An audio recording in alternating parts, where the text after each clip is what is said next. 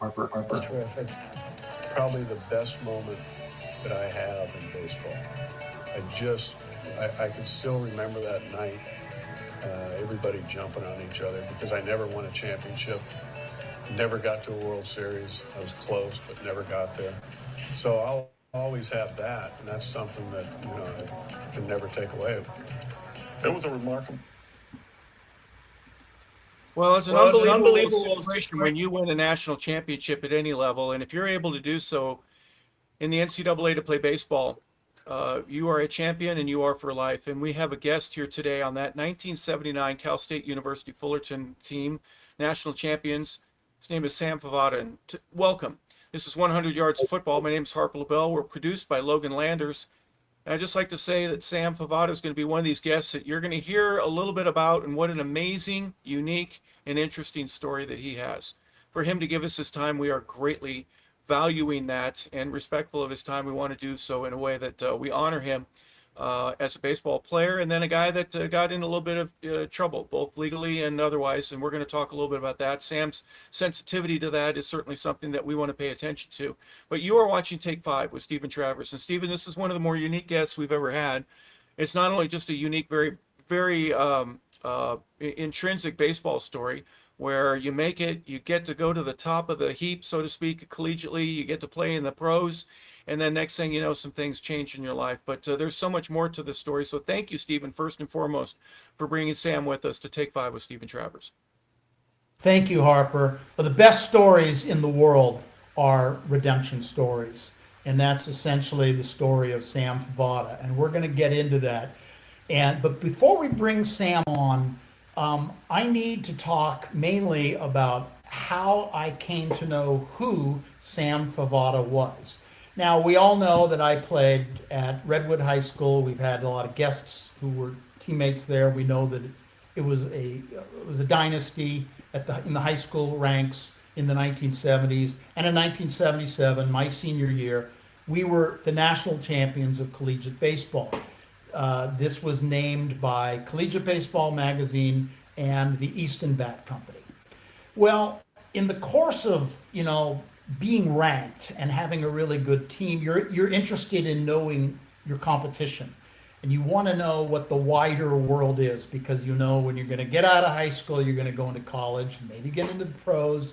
And who are these guys who are going to be competing against? So I would read these magazines that we used to get at Redwood. And the main magazine, in those days, it was really only Scholastic News, I believe it was called, or Scholastic Sports. Then there was Joe Namath's Prep Sports magazine, and there was Collegiate Baseball magazine. There was no Max Preps. There was no Student Sports. There was no USA Today. And so our coach had been National Coach of the Year in 1976. So we would read these magazines, and you're reading about a young John Elway at Granada Hills High School, or a kid named Irvin Johnson playing basketball in Lansing, Michigan. And in 1977, our team, Redwood, wins the North Coast Section Championship, and a little while later, we find out that we've been named national champions. Well, that was great. That was in the Collegiate Baseball magazine. But if you picked up Student Sports magazine, you saw that Redwood was, I think, second or third nationally. And there was another team that was ranked number one. Their national champions was Edgewood High School of West Covina, California. So I'm reading about these guys, and I'm reading about a pitcher. His last name was Pill. I think his first name was Mike. He sounded like he was a stud. And I'm reading about some other players, and I'm reading about an infielder with a very interesting name that sort of rolls off the tongue. His name's Sam Favata, and he's all CIF, all Southern Section. He's all this and he's all that. He's the star of this great team. And immediately there's a sense of, who is this guy? Who are these people? Will I ever cross paths with them? And are they as good as we are, or are we as good as they are? There's this immediate sense. But this then gets down to a larger viewpoint, and this is the viewpoint of West Covina, California. Now, the Sporting News, which I'd subscribed to my whole life, used to cover the American Legion National Championship. And in 1970, 71, or maybe it was 71, 72, the back-to-back national champions were West Covina. And when you win the national championship, the Sporting News would name you the baseball capital of the world. And for instance, Fresno High School, when Tom Seaver and Jim Maloney were there, they had won the American Legion national title, and they were called the baseball capital of the world. There was even a sign when you drove into Fresno. I think it was still there when I was playing in the California League, and maybe Sam saw it because I know he played in that league. We'll get into that. But so it was obvious there was something going on in West Covina, California. You know, this little town east of LA that you drive to on your way to Vegas or Phoenix. And it not only were they really good in baseball, there was another high school near there in La Puente called Bishop Amat. They were like the best high school football team. They had Pat Hayden and J.K. McKay, John Shara, Paul McDonald. And the junior colleges were really strong. Mount Sac, Cerritos was not quite there, but they weren't very far away. It was kind of within the same shouting distance. And you were reading about these great players who came from this place. And there was even an article in the LA Times about the culture of sports east of LA. We're talking about the San Gabriel Valley meets the Imperial Valley, you know, the Imperial Empire, if you will, going to, towards San Bernardino and towards Riverside. And this is not the Los Angeles of the Hollywood imagination. This isn't the beaches and the surfing. This is much more like the Midwest, and it's hot and it's smoggy, but it's a tight-knit community and it produces great baseball players.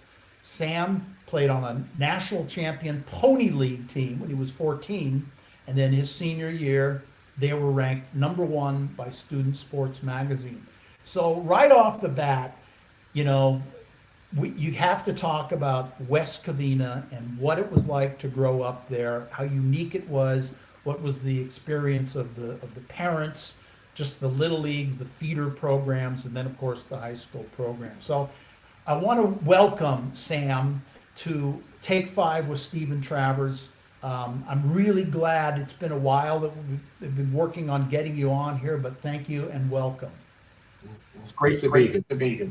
See you again, Steve, and I love to share my story anytime I can. Harper, well, it starts as a youngster, and as Steven mentioned, Sam, you grew up in an area that is probably blue collar all around. Part of the reason for that is that they run out of housing in Los Angeles and people need to work in the city. So the area between the 10 and the 210 is obviously an important thoroughfare. We'll talk a little bit about, growing up in a house full of kids. Was there wiffle ball everywhere? Did you play over the line? I mean, when did baseball start for you? Well, it started in 1968. I was in Alhambra before we moved to West Covina in the summer of '68. And I tried out. I made a team at 8 years old. And all of a sudden, I had bad grades. And my dad and mom, they were divorced. But my mom took me to a coffee shop and said, you know what? You're doing bad in school. I'm going to pull you out of baseball. You're not getting to start to play. And I was devastated. I called Dad, of course. I can think my dad would barrel me out of that. And my dad agreed. He talked to Mom, and I didn't play. And I was crushed. So to move forward now, 4 months later, we moved to West Covina, California. It seemed like, probably about 25 minutes from Alhambra. And we had my mom and stepdad at the time bought a house there. And just a very friendly neighborhood. I love baseball, but I was ready to start in 1969, my first organized ball in April of 1969. And we went to the Orangewood Little League. That was the big Little League across the street from Edgewood High School. So everything's so close together, and the people were so, a lot of dads coaching. There were truck drivers or just, labor people that just love the game, and they put all their time for their kids and the team. So I played my first year in rookie ball. They have rookies, minors, and majors. So I played rookie in the minors in 1970, I was getting better and better. And then by the time I was 12 years old, I started seeing things happening where a lot of good ball players, a lot of good ball players in school. Of course, we played wiffle ball all the time before the game. If we had like a 3:00 game, and literally we'd get a bubble gum snow cone and get all, and play stick ball and wiffle ball. And by the time our game came around at 3:00, our uniforms are all full of snow cone stuff, but we're playing. But we spent a lot of time at the ballpark. So it was a great experience. Literally, a lot of support. The dads and moms, including mine, they were so supportive for me and all the other people. We're like family. West Covina was like a family. The whole baseball world there was like a family. So by the time I got into Pony League, which was right across the street also, I started to get where you can actually lead off the base. Literally, you have to stay on the base. So the real baseball started. And I started getting a bit better, and I started seeing certain talents that maybe I didn't have earlier. But I was doing well, really good. I was playing with a lot of people that eventually went to Edgewood. So in 1974, my second year of Pony, we got a all-star team with 15 ball players, and John Cheeto was our manager, and Gary Ramirez was our assistant coach. These guys were fantastic. The ball players were close, and at that time, West Covina never has won a World Series for Pony League or even got close to it. So we started in the summer of 1974, and we went all through 5 tournaments. Start with the area championship, 4 teams, then the district, then the sectional, then the divisional, and then the World Series in Springfield, Illinois. So we happened to win the first 2 tournaments, and then we lost in the 3rd tournament, the first game against La Puente, as Steven was talking about. Good baseball throughout the whole area. And we had to come back and win 4 in a row in the tournament, double elimination at the old. And we did. We came back. We went to the regionals in Santa Monica. We swept through that. Then we went to the divisional in Santa Clara, California. We went up there, and great ball players. I played with Carney Lansford's brother, Jody Lansford, and Phil Lansford on that 74 team against Santa Clara. And we won the whole tournament. We won 2-1 the last game, and now we're going to the World Series. That's when the press started really happening for the first time, newspapers, articles, and people getting really excited about this team from West Covina, and people taking pictures and autographs. It was crazy. You're 14 years old and you're signing autographs. It was crazy. So we took off to Springfield, Illinois in 1974, and we played. There was 8 teams there. Mexico and Puerto Rico were the international teams, and we started the first game. We played against Mexico. And we played at a stadium. They had 4 fields you'd play in to start with to get everybody going. And it was in Decatur, Illinois, where Babe Ruth played there in 1920, something like that. I can't believe it was an old time. The lights were horrible, but it was just a really mystique. So we got there and we won. It was 0-0 to the bottom of the 7th. We played 7 innings in Pony. And we won on a base hit, and we won 1-0, our first game of the World Series. So it kind of boost us to get going. Then we went all the way through, and then we were going to the very end, and we had just beat North Carolina, and they had a big black pitcher named Nate Carter. He was 6'5", and West Covina, we're looking at this guy. Wow, this guy can throw. And then they had to beat us twice to win the Pony World Series. And what happened? They beat us the first game 8-2, something like that. 8-2. He beat us, and then we were the next day. So the next day we had a team meeting before we got to the ballpark, and we went out there, and I'll never forget this Nate Carter's pitching, and I hit 3rd at a time on that team, and I came up with 2 outs in the first inning, top of the first, and I hit a home run off Guinea in the right field over the little straw fence, and everybody's going crazy. The first time my dad would ever leave the stands to come down to the dugout. He's very quiet, professional kind of guy, and he comes all the way down and gives me a high five as I'm coming in the dugout on the side of the fence. And he was so excited. So we're up 1-0. We break the game open. We were up 8-0 by the 5th inning. So we knew basically we're going to win the championship. And we ended up winning, I think, 12-1. And we're the World Series champs, Pony League, West Covina. So we win. We come back. the next night, early in the morning, we fly in, we get the bus to West Covina, and there was an old store called Cal Stores. It was like a Walmart parking lot. We pull up, and there's like 2,000 people at 4 o'clock in the morning with banners and the newspaper, the San Gabriel Valley, the Time. I mean, it was like, I thought it was crazy. And they gave us a lot of ink. It was the first time as a ball player that I felt that like, wow, we're doing something special. I mean, we did something really special, and the fans really loved us. So we went there. After that, 1975, 76, I played Colt League. We went back to the World Series, All-Star team, and we lost the final game against my hometown, Tampa, Florida, where I was born. So all the dads were friends of my dad's. It was weird playing West Covina against Tampa. So we lost. I made the last out of the World Series. We were down 9-1, so it didn't really matter. But it just was, I didn't want to make the last out. But we lose that. But after that, we're starting high school, and out of that Pony League team, we had like 5 or 6 guys, 7 guys going to Edgewood. So with that winning sensation and attitude from 13, 14, 15, now we're at Edgewood High School.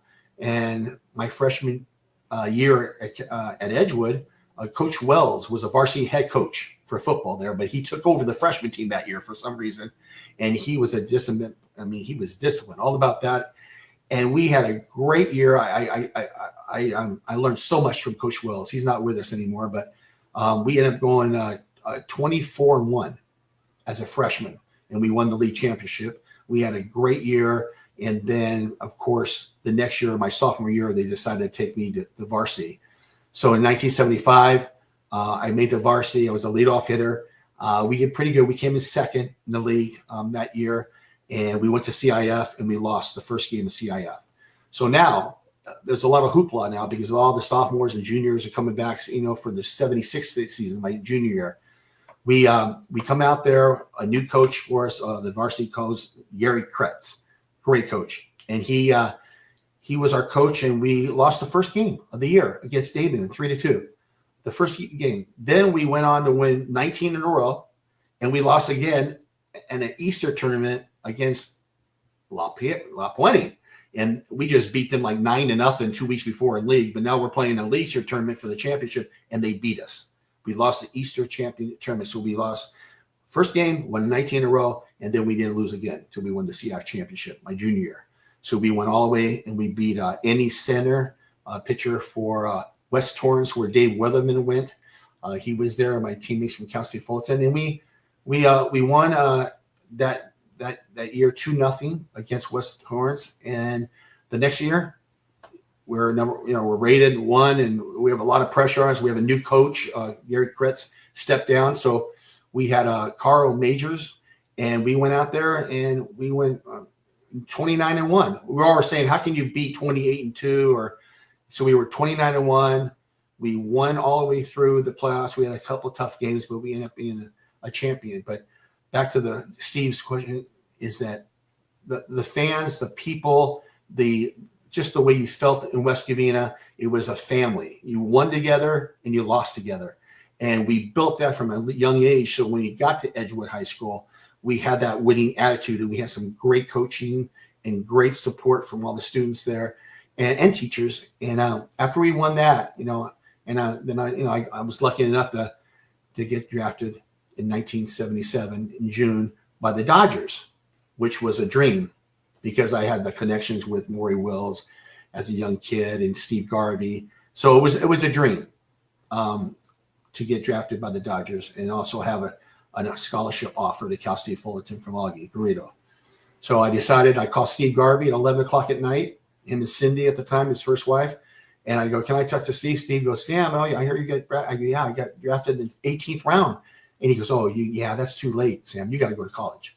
You got to get your education. You got to go there, get stronger. By the time you're 20 years old, get drafted again, and you're going to be a lot better, a lot wiser, a lot stronger. So Steve told me 11 o'clock at night. I mean, that's how close we were. I used to go to games all the time with Cindy, his wife, during the year. But so I turned him down. Augie, I signed the 11 and 10. I signed it at Coco's in Fullerton, and he was promising me the world. We want you to play second base. You look like you're going to start. and he laughed later in years. You have to say that to your recruits, but you got to earn your position. And I started the 77 fall season, and I got to second base, and there's a 23-year-old that was all league shortstop from Cal State Fullerton the year before, but he's going to play second base.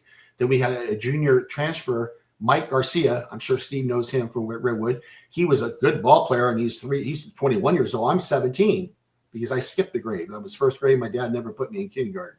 That's another story to tell. But I'm 17. I'm in second base, third in line, and it's not easy. I know what's going on here.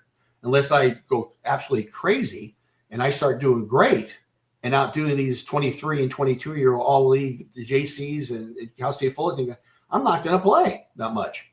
So I was really bitter the first month or two because then I put my head in my butt. There's maybe not go to practice one time and say I was sick. I was just depressed.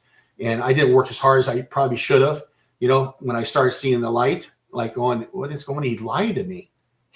So, and nobody really knows. First time I ever saying this story, I told my dad, I think I want to quit. I want to quit. He lied to me. I don't have a chance in hell to be a starter here for the 78 season. It's some injury or something. I mean, realistically, I'm looking at it realistically. And here I am. I was a star, coming from Edgewood and all the accolades, and I got drafted by the Dodgers. And now it's October, November 1977, and I'm going, I'm third string at Cal State Fullerton right now. So I called my dad and I said, I think I'm going to quit. I'm going to call Mount Sac, Art Mansmanian, their coach. And I just assumed, not that I was struggling with my humility, I just assumed that he would love to have me there. And I called him, and he was, hi Sam. I told him what I'm thinking, this, and his feedback was, Sam, we'd love to have you come over, but we have Kenny Rogers a second right now. We've been going for 3 months. He's doing a great job. If you beat him out, yeah. So I didn't feel warm and fuzzy at all. Now I'm going, I don't think this guy really, what am I doing here? So honest to God, if he would have said, come over, you'll be my second baseman, come over tomorrow morning, I have a uniform on my car and was ready to come quit. And nobody knows this. But I was ready to go down the 57 freeway and tell Augie, thank you, but no thank you. I'm going to Mount Sac. I'm going to play hard for a year, which I think I'll be very successful. And then I'll get drafted again, and I'll start my career. But when Art says, kind of like, so I said, you know what? I'm going to stick it out. I'm going to go there, learn from Augie, work hard, try to be second string.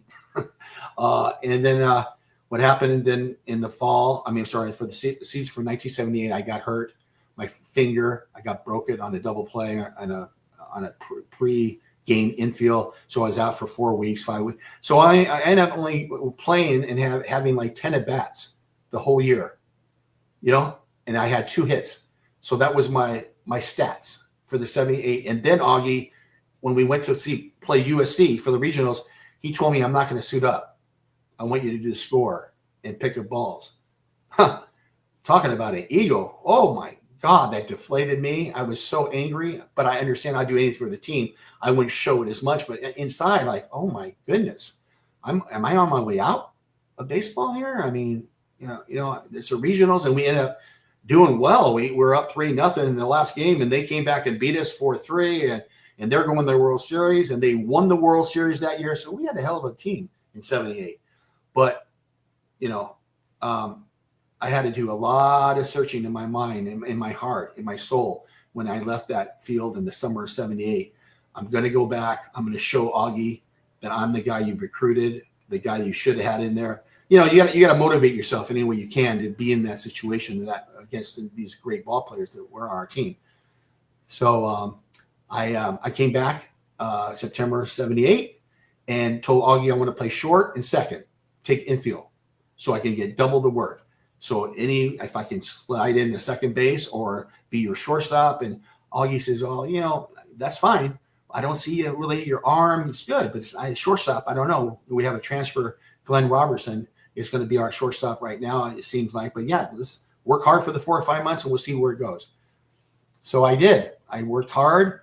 Went all the way to the 79 season. We're opening up with Arizona. USC. We're playing at USC Dato Field. We're the defending national champions. They won in 78. We're 79. We're playing over at Dato. I don't start, and I had a good fall, but I came in the fourth inning, a pinch hit, and I hit a double off the wall against Ken Jones. I mean, not Ken Jones. I forgot his name. That was Mariners. I remember when I hit a double, so I was, oh my God, thank God. I mean, great. So I'm in second base. I'm happy. We win the game. We beat USC that day, I think 13-5.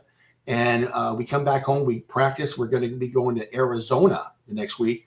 So I work hard. I'm still not the starter yet, but I feel good. I have momentum going. And we went to Arizona, and our shortstop got hurt. First game, they put me in. I go 2 for 4. I still a couple of bases. We win. Next day, I go 2 for 3. We win. The third day, I do a couple of double plays short. I'm playing shortstop. We win. We sweep. I hit 500 for the series. Augie, I mean, now and Glenn's not coming back for probably another week. So what happened is then we come back. I play against UCLA. Did a good. Then we go to Arizona State for a 2-game series. And the first game, Glenn's back, and he put him short. Mike Garcia at second, and I'm not playing. Now, I just had a pretty good 2 weeks. So we're playing a doubleheader. We lose the first game. The second game, they take Mike Garcia out, the senior, and puts me into second base. And I had one of the best days in college ball. I had 5 for 5. I had 4 stolen bases. I scored 3 times, 2 RBIs. Marty Barrick was a shortstop for him. Al Davis, first base. These professional guys. And I didn't see the bench after that. The next 50 games, I went on to be leading the NCAA in stolen bases with Tim Gloyd. And it just was a great ride. Sorry for talking so long about this, but from West Covina to it wasn't as easy that you might think, because I wasn't sharing all that at the time. I kept that inside. Talked to my dad. My dad was so supportive. My mom, everybody, and my friends. But that's where, and then we won it all, 79. Well, Sam, the way that it sounds to me is that you're around successful baseball your whole life, right? From the time Little League, when your mother says, that's it, you're not going to play because you got to get your grades up. And then you took it really seriously after that. Is there a part of that motivation that you have that, and you're around good players all over the place. You're good yourself. What was your asset? What was the thing that you did better? You mentioned your base running, right? So you had some speed, middle infielder. You got to have quick hands to be able to get rid of the ball. What was the strength that kept you playing and kept you on the field? I hit very well, and I had like people I could go to, good coaches out there, their dads. But my dad coached me a lot, and he never played one day of organized baseball, but he knew the game, and he looked like it if you saw him throw it. But my speed, I was always quick. I was quick. I couldn't say no for an answer. I go as hard. My work ethics were, I work as hard as you can. My dad used to always say, work harder than anybody, no matter what. Don't worry about you. Don't worry about anybody else. But like I said, with Maury Wills in my life at 10 years old with the Dodgers, and he was Mr. All base stealer in the 60s, and he helping me on the field when I'm 10, 11 years old when I went to the games with Steve. Steve's Garvey's 20 years old, 21 years old, helped me in the cage, with the Dodgers. We're talking Wes Parker, Jimmy Lefebvre, Willie Crawford. Willie Davis was a good friend of mine because he used to play golf at Westchester Golf Course, close to where I live in Playa del Rey. So I used to work at Westchester as an 11-year-old. So he'd be getting buckets, and he'd give me $5 and go get him a Coke for 20 cents. And he goes, "Keep the change, Sammy." So me and Willie so I was around a lot of mentors, and I had the ability, but I got better when you're around these kind of people and they're helping you besides your regular coaches, your dad. I just thought that, I always hit really well. The high average. I had a little home run power, believe it or not, for being a little second baseman, but I always was stealing bases. I had that little extra, taking the extra base. I was knowledgeable about the game, and playing with the great ball players I played with, it makes you better, right, Steve? It just makes you a lot better when you see your opponent going as well as they are. So that was my biggest, just speed and making things happen. I always try to make things happen, no matter how I did. Sam, if you don't mind, you mentioned it a couple of times. I'm going to ask you, what was it like the first time you went to Dodger Stadium? You got to see the guy, once you get inside the gate, that says peanuts, popcorn, hot dog, get your program here. The excitement of just going through that monastery, if you want to call it, one of the great parks in all of baseball, and seeing and smelling the grass and being able to be a part of that experience. Did that have anything to do with the motivation of wanting to play and to see something like that as the crown jewel of what it would take to eventually get into the big leagues? Oh, absolutely. My dad was taking me to games there in the 60s, late 60s, 67. I went there 68. My mom loved the Dodgers. I loved the Dodgers. I that was a dream to play for the Dodgers. I mean, I wanted to be a Major League Baseball player. I didn't care about anything else. To sign a contract, go through the minor leagues, and be with the Dodgers and win the World Series. That was my dream. So as I got to be, like I said, 10, 11 years old, and I met Steve Garvey and Cindy at the golf course that day, and I mentioned I'm Sam Favata. I'm a big fan. And my dad came out of the bathroom. Hi, I'm Joe Favata. He goes, Favata. I dated a Cindy Favata in Tampa when I was a junior. And that was my cousin, Cindy. So we had something. All of a sudden, his wife, Cindy Garvey, goes, why do you go? We live right down the street in Playa del Rey. I go, we do too. So I'd be going there twice a week for games and go all the wives. Billy Buckner's little 19-year-old girlfriend, Jimmy Lafitte's wife, Cindy Garvey. I sit there 11 years old and going to the game. And after the game, I go down to the locker room. Steve would come out, get me in the locker room. I never forget it. 1971, 72 season. I was sitting in somebody's locker, and there's everybody walking around naked for showers. Willie Krog, Dick Dietz. Remember that, Steve? Catcher. Austin. Frank Robinson. It's right next to me. He was with the Dodgers that one year. And he was kind of rude. I've said that before. And he goes, kid, move out of the way, while he was taking off his stirrups. And I look at him like, are you kidding? Then Steve came over. He was 21 years old, 22. Billy Grabarkowitz, Bill Russell, and so I move and I go, Steve. He goes, that's okay, no problem. He just had a bad day or whatever. So I'm in there watching that, and then afterwards he gets showered. We walk out, me and Cindy, and then Billy Russell and Steve. We walk into the car with the wives, and we walk in, and he gave me a bat, Steve. And I remember Billy trying to act like he's playing golf in the parking lot before he went in, to the car after the game about 11 o'clock at night, 10:30, and he chipped my bat when he hit the ground. I go, Billy, and Steve, don't worry. What are you doing, Billy? He goes, I'll give you another bat, Sam. I'll give you a ball sign, not a stamp. Everybody sign.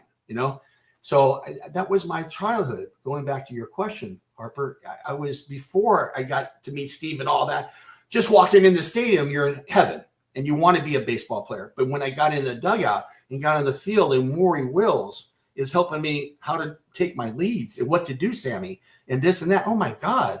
I mean, by the time you can understand, when you fast forward, I was so close with Steve at the time. I mean, I'd be in high school calling him from the locker room. I have a date. Can you believe that? I know it's no side. Can I have two take girl to the Dodger Stadium, a date? I go down there. Steve comes over and talks to him and just hugs me. I mean, I'm flying high, so it was a great experience. So you can understand what draft 7-7. If I can jump in for a second, Sam, can everybody hear me okay? I've been muting my mic. Can you hear me now? Yes. Okay. Because we've reached the point where our paths actually physically cross. So I'm pitching at little old Santa Monica Junior College. All of my teammates got full rides to USC, Hawaii, and Pepperdine, and Fullerton, and Nevada, and San Luis Obispo, and you name it. And I have to go to a junior college. But anyway, I'm trudging along and just trying to prove myself, and having a pretty good fall, and actually pitched really well against the defending national champion USC Trojans in a fall ball game. Now we go down to Fullerton. Our coach was a guy named Marty. Oh gosh, not Marty Balin. I remember. I know. No, Marty Balin was the lead singer for Jefferson Airplane. Yeah, small guy. A little tiny guy who had coached at Savannah High School. He'd coached the Hoffman brothers. Does that? Yeah. Do you know who we're talking about here? Oh yes. I know. You remember his last name? Started with a B. Anyway, he had taken over at Santa Monica, and he was a lot about kind of that Orange County mystique, Like yeah. Orange County, this is where baseball is. Oh yeah, no, these are the ball players, and I coach at Savannah, and Anaheim, and Right, Yorba Linda. I mean, in my mind, I'm just a kid. These guys are all 8 feet tall. Yeah. And this is what the Fullerton team was. They were made up of all these kids that Augie Garrido had recruited, many of whom did not get rides, like Dave Weatherman. They didn't offer him a full ride to USC, and there was a chip on your shoulder. We're going to prove ourselves, and we're going to show how good we were. Well, I get out there and pitch against you guys. Tim Wallach hits one off of the side of Saddleback Mountain. And I think you got a single, stole second, stole third, and then probably came home on a wild pitch. I was so discombobulated. I probably gave up 5 or 7 or 8 runs in maybe 2 innings. And any hope that I had impressed the great Coach Garrido to say, hey, I'm going to watch this kid, that was out the window. So we're all shaking hands afterward, and I know Dave Weatherman. And, Dave, God, you guys lit me up like a Christmas tree. And he said, oh, don't worry about it. We do that to everybody. And this was the 79 national champs. Now, we're going to get into that, but I want to ask you about Dave and Frank. Let's start with Frank. Frank Ferroni, teammate of mine, Redwood High School, one of my best friends to this very day, absolute gem of a human being. He's been a guest on this show. But Frank had been a superstar in high school and a superstar at Central Arizona Junior College, but he'd hurt himself. He didn't even play in 1978. He probably threw a limited number of innings in 79. You guys never saw how good he was. Did you have any idea how good Frank was? First of all, great person. Better than baseball. But when he came over, we were so stacked with pitching, and but playing against him in practice and seeing how that left whip he had, I was impressed. I mean, not that I always thought no matter who I'm going against, I'm going to get a hit on. Yes, you have to think that way. But he had that little whip, a very surprising whip when he delivered, and I thought he was a good ball, but we just had so many pitchers, But the thing when he got hurt. But he was such a great teammate. I mean, Steve, he was one of the best I think I've ever played with. As inspiration for the guys, always high-fiving. I know how to have been killing him, being a semi-star where he came from, and now it's at Cal State Fullerton. He's hurt. He doesn't know what and he still never showed any of that animosity or depression. Nothing. He was always right there, first guy to shake your hand when you scored. And, and the last guy off the tee. He worked hard.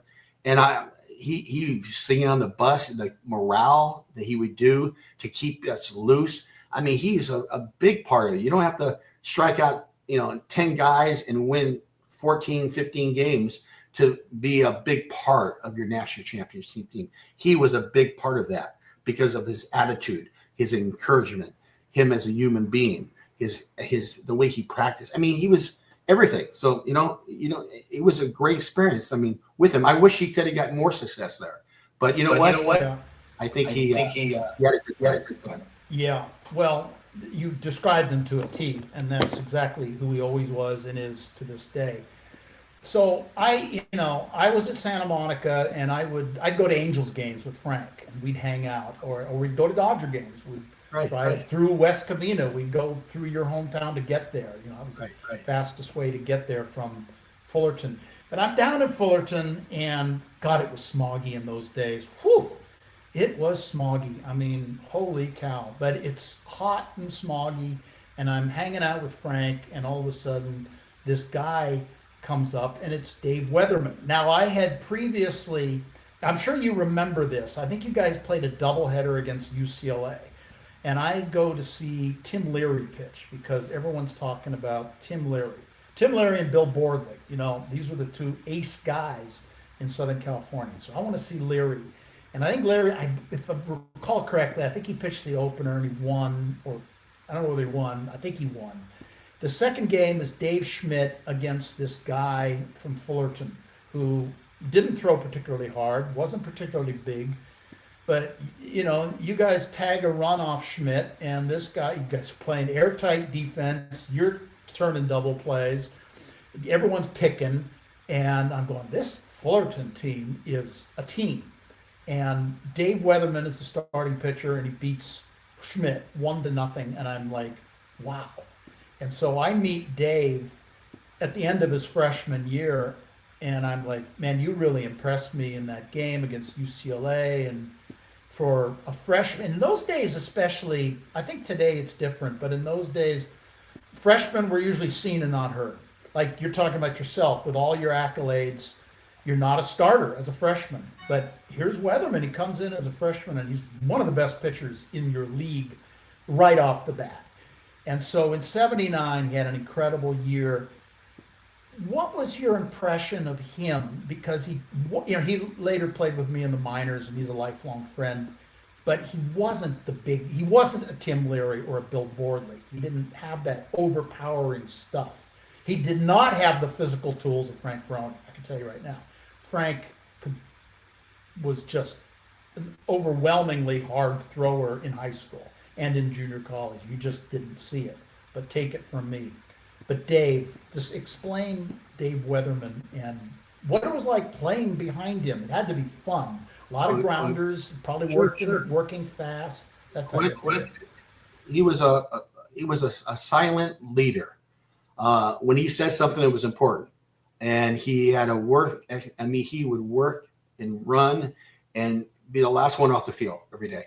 And he was a great person. We get back to that family thing when you're with people, and it doesn't happen too many times when you have a family out there, and you all get along real good, and you're like a family, a bunch of cousins playing. So you're the way your mindset when you going into a game or a season, and some teams you don't have that. You have people that don't even like each other and go out, But in this game, Dave was always a good dude, a guy that you can talk to. He was real. There's no BS about him. He got on the mound. He had confidence, but one thing, he was a winner. And when you have that in your system, in your blood, and you just manifest with that, it makes a lot. It's funny. You can move mountains, and he did. He did for, like you said, not the Tim Leary but he reminds me a lot of like John Tudor. Remember him? I mean, did throw a lot hard, but he hit the spots, and you wake up and you're up 2-1 in the ninth.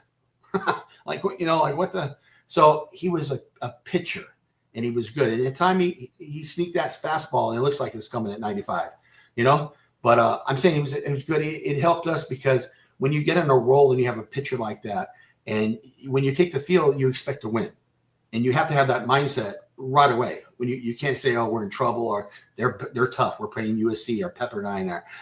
No, we're going to go out there. We're behind Dave Weatherman. We have the team to do. We have a great coach, and we have good fans, and we're going to go out there and do our job for 3 hours. And hopefully it works out. Now we can't win every game, but your mindset has to be that way. We're going to win today. We're going to win today, and then we'll have a beer afterward. maybe.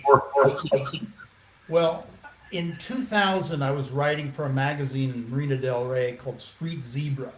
And every month I would write an article about some great event in Southern California sports history. And I chose to write about the 1979 Fullerton Titans. And in so doing, I became something of an unofficial Titan historian. And I've written about them quite a bit over the years and interviewed both Dave and Frank and a few other Fullerton players and now yourself.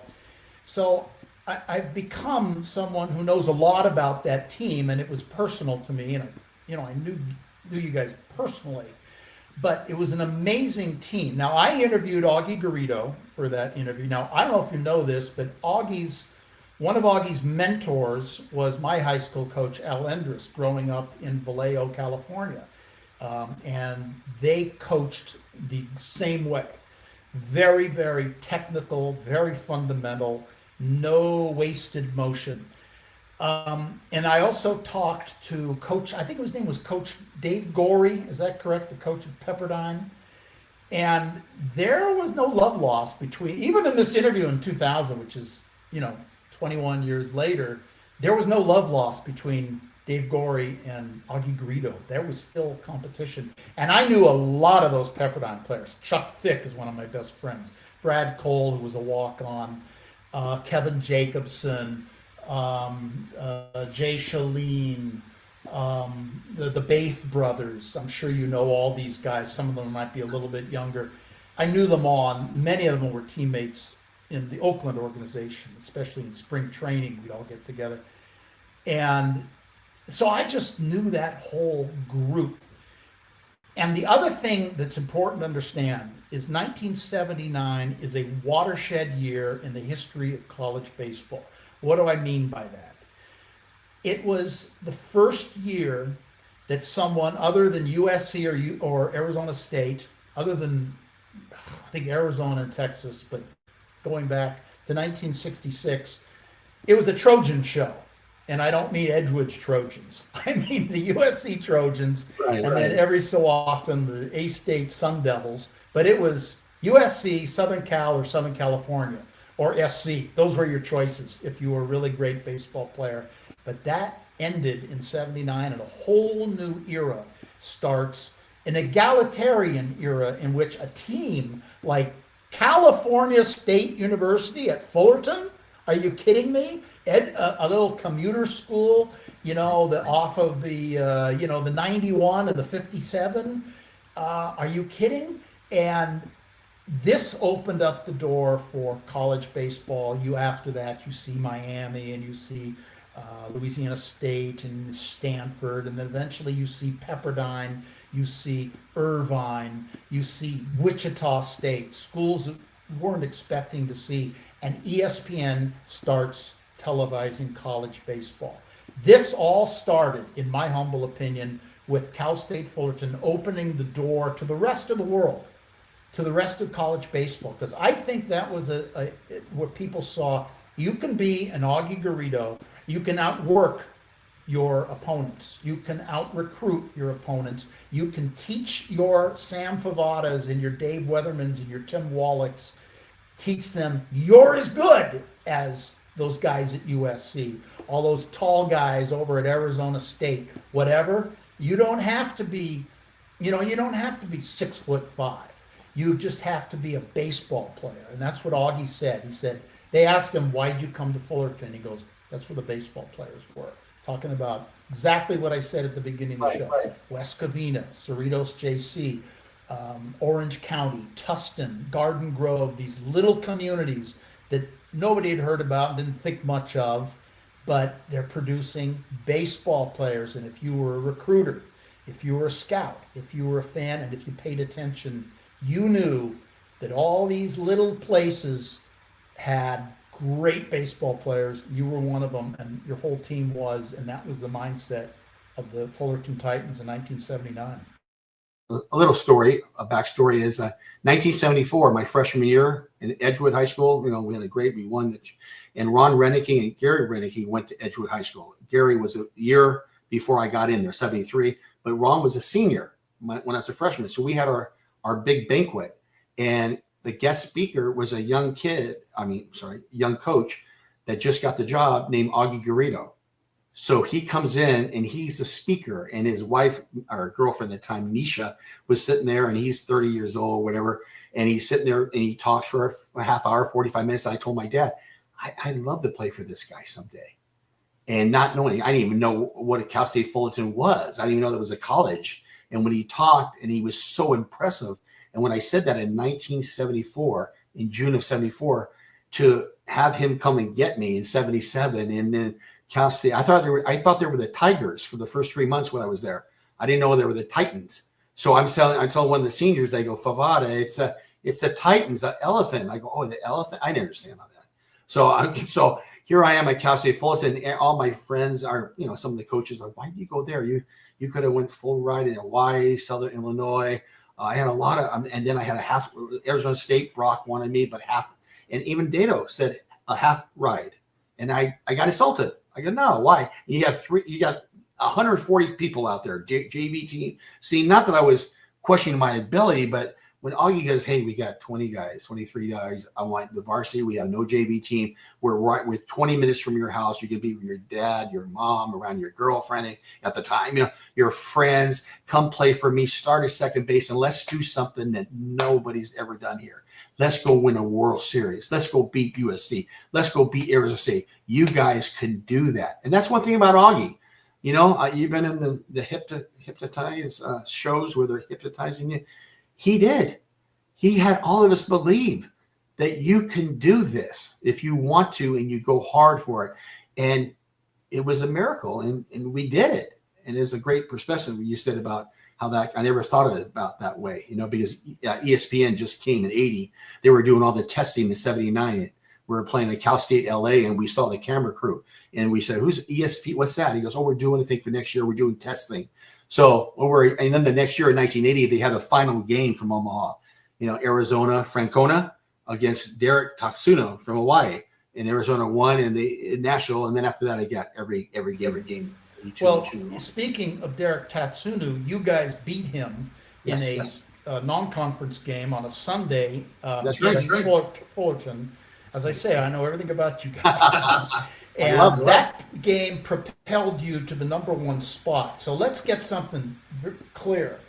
As much as I'm kind of painting a picture of underdogs, you were not underdogs in 1979. As far as I was concerned, you were the best team in the country, and I was not surprised to see you win. Now, nevertheless, it was a challenge because you lost your opener, and then talk about, this is in Omaha.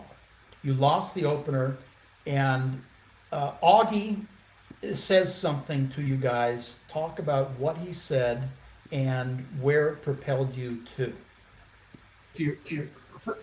Before that, in the regionals against Larry and that young pitcher and all the guys there, we lost the first game also in the regionals, and we had to come back and win 4 in a row to win the regionals. So we just did that a week before. So now we're in Omaha. We're the favorites against Mississippi State. We have the night game on the Saturday night, 8:00 game. And, I forget how, but we're down like 3-1. And I was playing left field because halfway through the season, I played shortstop for 30 games. And then Augie wanted me to go to left field because he got hurt, and we'd be better if you went out there and I fine. I was All-American outfielder that year. Just for the last 30 games I played there. So what happened is I'm playing left field. We're down like 2-1 and bases loaded, and there was a line drive from the left-hander, so it tails away from you toward the line, and I kind of misplayed it. I dove, and it hit right inside my glove and went up and hit my head, and then all the way to the wall. And they score everything, and we're down 6-1 in the 7th. So I come out off the field. I never forget. Augie, he had a way of just sitting there and just looking straight ahead as I pass him. Not he's going to chew me out or anything, but just, oh, my God. Now we lose 6-1. We are on the bus ride. We go back home. Now we have to win, I think, 6 in a row or 5 in a row.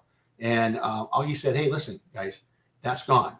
And he said that you just did it in the regionals. You lost the first game against a great competition. You came back and beat UCLA twice. Now we lost it to Mississippi State. Now if we lose, we're out. So every day is do or die.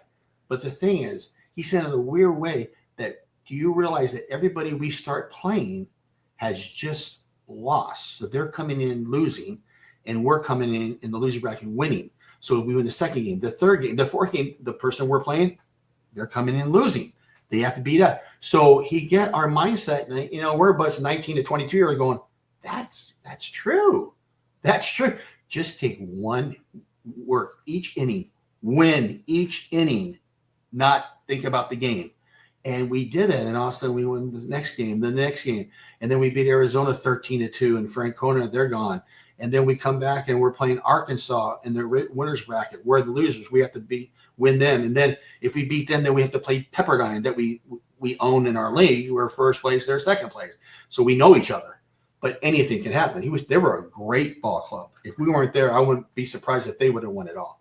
So we beat Pepperdine. Now we're going to the national, and we were losing to Pepperdine 3-4-0 in the first inning. We lose, we're out. We win, we go to the national championship game to beat Arkansas. So we came back and we won like 9-6 or something like that. And that's the game Weatherman started and got rocked in the first inning. And then Augie told the that night, you're starting tomorrow. He goes, what? and we're all going, hey, whatever he knows. I mean, Augie was God. If he knew something, if he said it, let's do it, So the next game, the national champion game, Augie, it's raining all day. So we're not going to have batting practice. So we don't know if we're going to play. The last, okay, yeah, we're going to play. So we get to the ballpark and all we do is play catch. No infield, outfield. It's one of them days. Storm and people came in and it's going to be a tight game, and we end up winning 2-1. The greatest night of our lives. I mean, at that time, and even now looking back, it was the best accomplishments I ever did personally. Well, yeah, I've always said that is one of the great stories in the history of college baseball, and I'm obviously a college baseball historian. So I just think it put the College World Series on the map. I know it was a big deal before that. It had been around since it came from Kalamazoo, and obviously you cannot underestimate the role of Rod Dedeaux. But this was time. Rod was moving along, and there was a whole new world in Southern California, collegiate baseball, and you started to see all these programs. San Diego State was good, Pepperdine, Fullerton, Irvine. It wasn't just USC and UCLA anymore. And you could build a program. You could be a Dave Snow, could go to Cal State Long Beach and play your games at Blair Field and turn it into a powerhouse. But let's move on from this great team. You get into professional baseball. And was that after the 1980 season drafted by the Milwaukee Brewers? Yes. And why don't you talk about, I know you played, did you play at Billy Haybart Field in 1981? 81. 19. Yeah, because I played at that field. It was the old Stockton Ports, the Mudville Nine. I think, was that what you guys were called at that time? My first year at 81. No, it was Stockton Ports when I hurt July of 81. And I came back following July of 82. We went over Mudville 9 with a stripe, black and white stripes. Our uniforms are different, but they were called still the Ports, but the Mudville 9, they were calling it. When I came back, my comeback here. I can't hear you.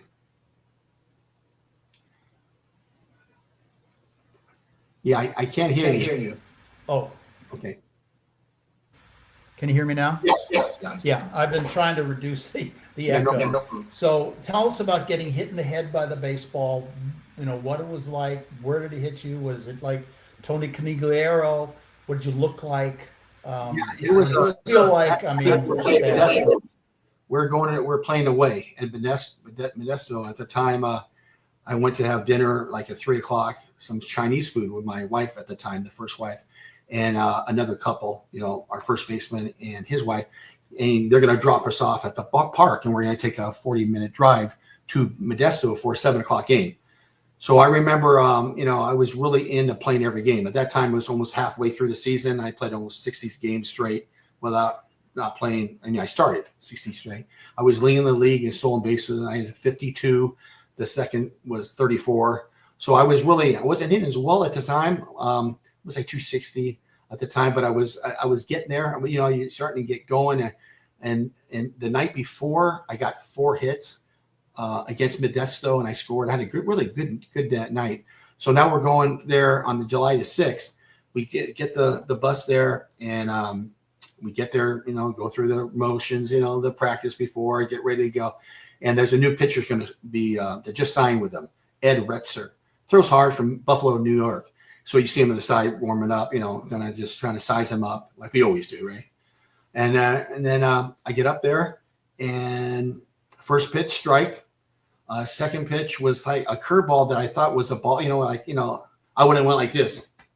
If we had that then, touching, I thought it was a ball, but it was a strike 2. Now I'm 0-2. I'm going, oh my God, no.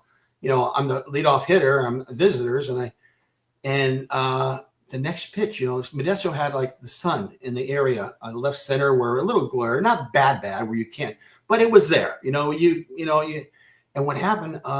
Mickey Telleton was a catcher. Mickey Telleton, Donnie Hill was playing shortstop, and Mike Iego was playing second. So some good talent, out there. And I remember the pitch coming, and I lost it within a second and just flinched. Somebody said later, why couldn't you turn and practice you don't practice that, how to get out of the way of a 91 mile hour fastball. So I just flinch and it hits me. I go down. It was just a hard impact.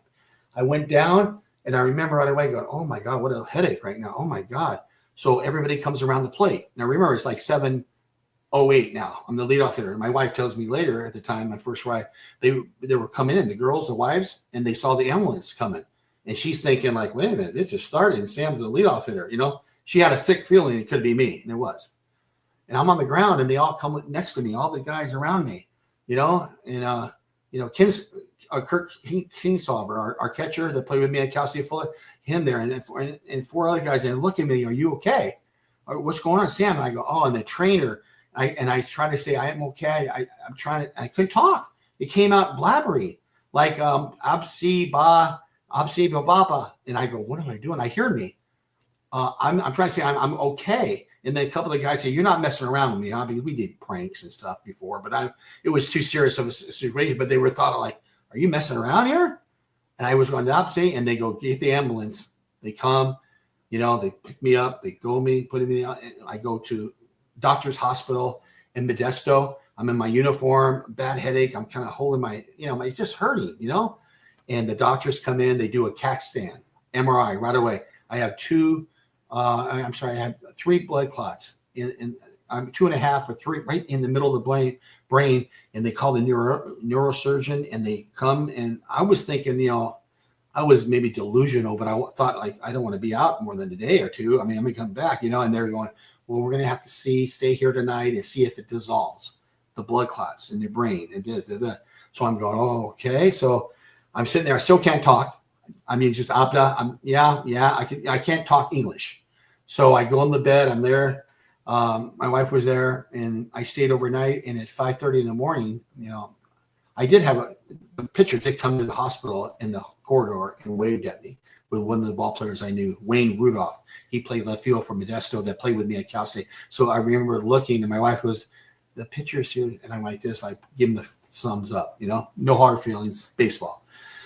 So they come in at 5:30 in the morning and do another x-ray, and it's still there. They have to remove the blood clots. So they get me ready for surgery. I remember just like looking back, I was losing it. I was really weak, and I was watching the guys, the 2 young guys getting me in the elevator and looking like, God, these young kids, and they're just another day for them. And I'm going for a brain surgery. Oh God.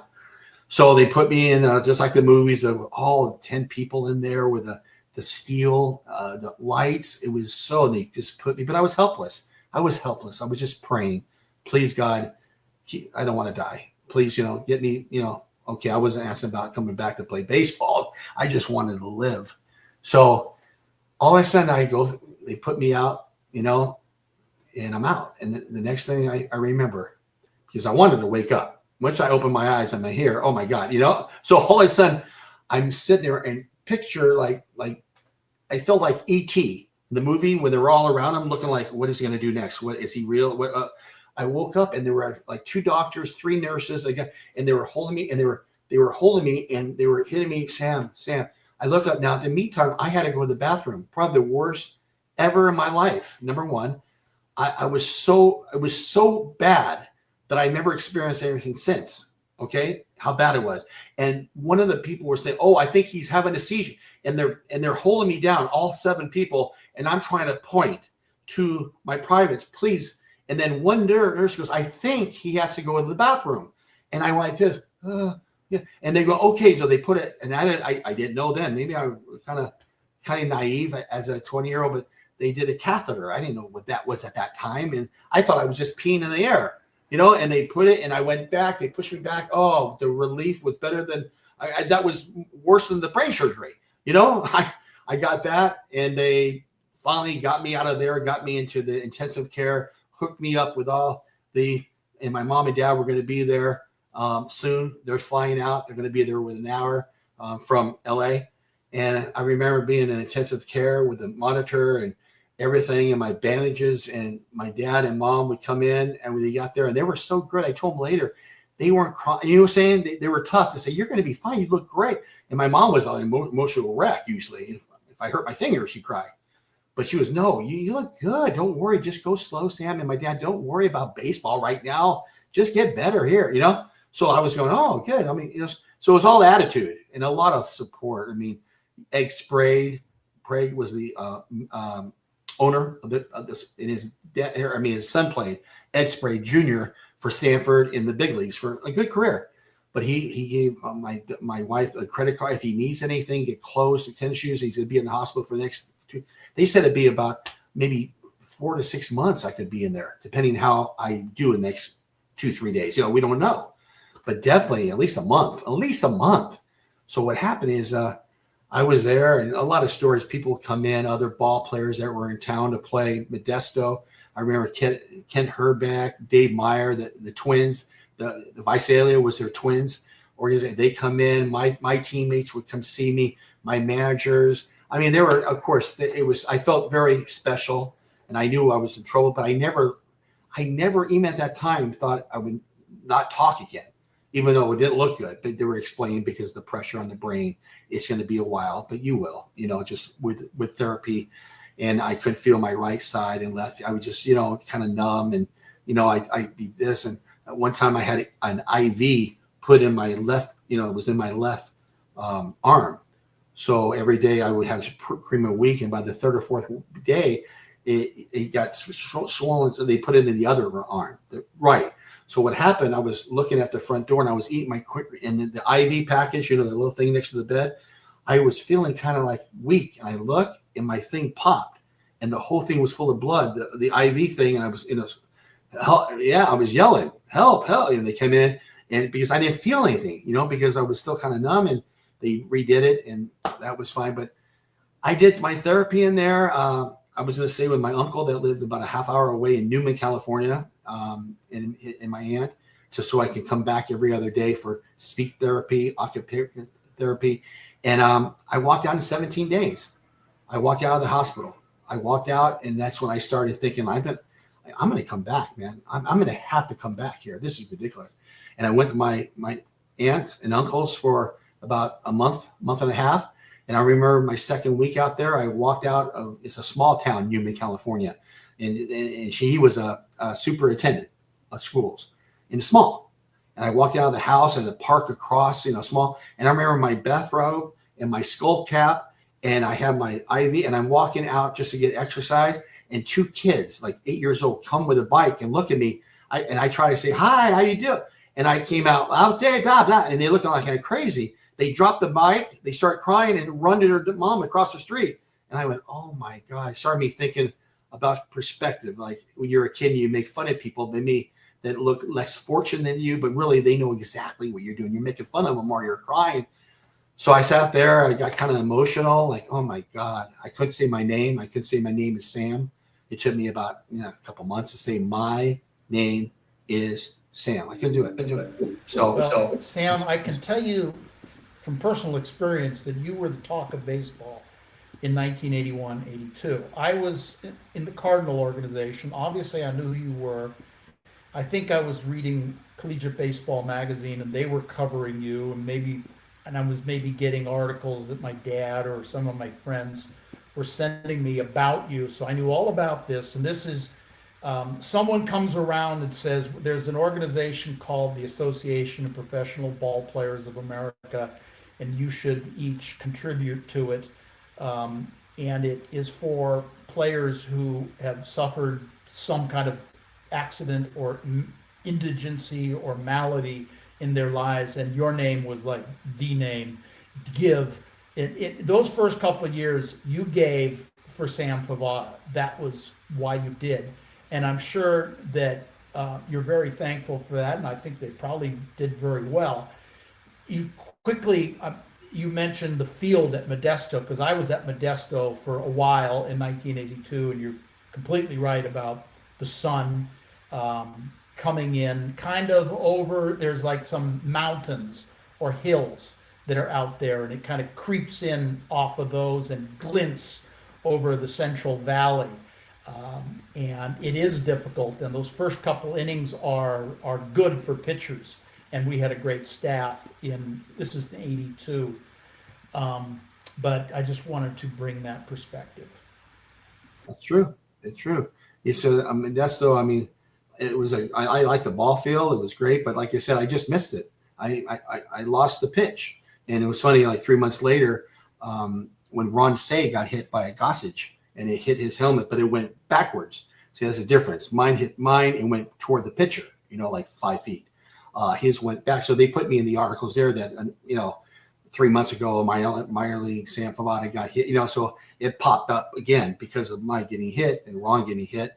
But when I got done, the head person of the American Baseball Association, Chuck Steven, the guy in his 70s, he played in the 1940s with the St. Louis Round, and he got a liking toward me. And I used to go watch him play golf and be in the cart with him, go to his house. He took him to speaking engagements. He wanted me when I got my speech going after the 3, 4, 5 months, I can, talk to people and they give me a couple of awards. And I remember in Long Beach, a young kid just signed and came back from Walla Walla named Tony Gwynn. And I met him and he was going to say something. And he goes, Sam, go ahead. And he was just starting, but we got to be great friends from that night, just talking and being with him. But Chuck was so influential. Every month he'd give me $300 from the association, and I was making $430 from workers' comp and all that. So $730 net, at that time you can live, apartment was $200. And my wife at the time was working. So, we had enough. I wasn't suffering. It was everybody they helped. I mean, Tim Wallach sent me a check for $500. I mean, very humbling. I mean, a lot of guys help, in a way, 150, just Augie was always there. And it was very humbling because, I know it was a horrific accident. It definitely slowed, if not stopped, my career. And it was a crazy time, but it was, like I said, they were so nice. Chuck Stevens was the nicest gentleman I can ever think. I was so humbled for him. And he was great stories from the 40s. Oh, my God. 30s, DiMaggio. Oh, my God. I could sit here and he took me. I was like his grandson. I was 22 years old, 21, and he took me under his wing, besides giving me money from all you guys that helped. It was very humbling and sure helped. It sure helped. Well, it's interesting you mentioned Chuck Stevens. I lived in Garden Grove when I got married. And I actually went to Western State University College of Law, which is across the street from Cal State Fullerton. So I'm very familiar with that area. I used to go, when I paid my dues, I would go to Chuck Stevens' office, which was right there in Garden Grove. And I would sit for an hour. I'd come in with my friend Terry Marks, who'd been in the Giants organization, and we would just talk with Chuck Stevens for an hour. And my wife's grandmother had grown up or had lived in Long Beach and remembered Chuck Stevens from the Pacific Coast League. He was a big star. But, okay, your baseball career, whether you could have gone to the major leagues, how far, we can only speculate. I certainly think you had the tools. I think you probably would have gotten there. How long you would have stuck, we don't know. It's a tough business. Tim Wallach got there and had a long career. You had a lot of other talented players on that team who didn't get there. It's amazing how good you have to be. It's insane, frankly. But, what happened to you made it impossible. But now we go into the next part of your story. You liked to gamble, and this eventually gets you into trouble, and you're writing a book about it now. Why don't you tell us the name of the book or your working title of the book and get us started on how it all began? We have a couple, 2 or 3 names. The publisher is going to be involved with this next month when we talk to him. But I'm just throwing things around right now about broken dreams, unbroken faith, and we go from there. There's a lot of different, and because it's so much, my dreams were broke. I've had a lot of broken dreams, and partially because of my choices, but then other ones like baseball, not my choice. I got hit. Losing my baby boy at 1 year old died. Not my choice, but a broken dream. And then the unbroken faith was the story, the miracle, me coming out of the hospital, coming back within 9-10 months to play pro ball again. And then what happened with the prison story, which is incredible. How stupid what I did, how I messed up completely because of this addiction that I never shared. It was two Sams. All you guys I see at games and this and parties and banquets and stuff, you don't know that I was picking up $200,000-$400,000 from a pizza box or a bag from the biggest bookie in the history of the United States at the time. You know what I'm saying? And it's like, that at that time is so taboo. You would lose any awards, or when I was coaching, I would lose my job because that's criminal behavior when you're dealing with bookies, right? So now it's a different world now. Gambling, they're like drug dealers pushing on you every second. And people, it's the worst addiction in the world over drinking and drugs. It's gambling. 1 out of every 5 that have gambling problems kill themselves. And 50% of problem gamblers think about suicide. It's attacking the world now. People are dying, young people now, because they get on the phone and send over money on these apps. I mean, they're just throwing it down your face. But at the time I did that, when I got done playing ball and I started scouting from Milwaukee up north in Santa Clara, I met a bookie, Big Mike, 40-year-old guy, the typical Goodfellas kind of guy. And started paying $50, $100 a game, and I'm only making $2,000. So 100, 200, it's a lot for that when you're not making that much. And I got the taste. I just love sports, and I was gambling. Then I left there after I left Milwaukee to scout to come back here in 83, 84, when Augie says, I'm opening up a softball academy with Judy Gardman, a Hall of Fame softball coach in Anaheim. And I want you to help run it, assistant manager, but do all the baseball curriculum, get the guys to teaching. It was a new thing called Grand Slam USA in 1984. So I came back and I started that in June of 84. Now at this time, I had my lawsuit from my helmet company, ABC, American Baseball Cap. Throughout when I got hurt in 81 was going on with an attorney named Terrence O'Reilly in San Francisco. We were right in the middle, almost get ready to go to court or settle, 85, 86. So I'm back home, 84. I'm working for Augie. He's not there once in a while, but I'm there for a manager, ladies there, Joanne. And I'm doing 12, 15 lessons a day. I'm making a big $1,200 a month, $900 net. And I'm there 6 days a week. And I'm thinking about, I can't wait when this lawsuit comes in. I'm going to get something. I got to get something. How people say, you're going to get $1 million. You might get 200,000. Whatever. I knew I'm going to have some cash. I've been kind of suffering.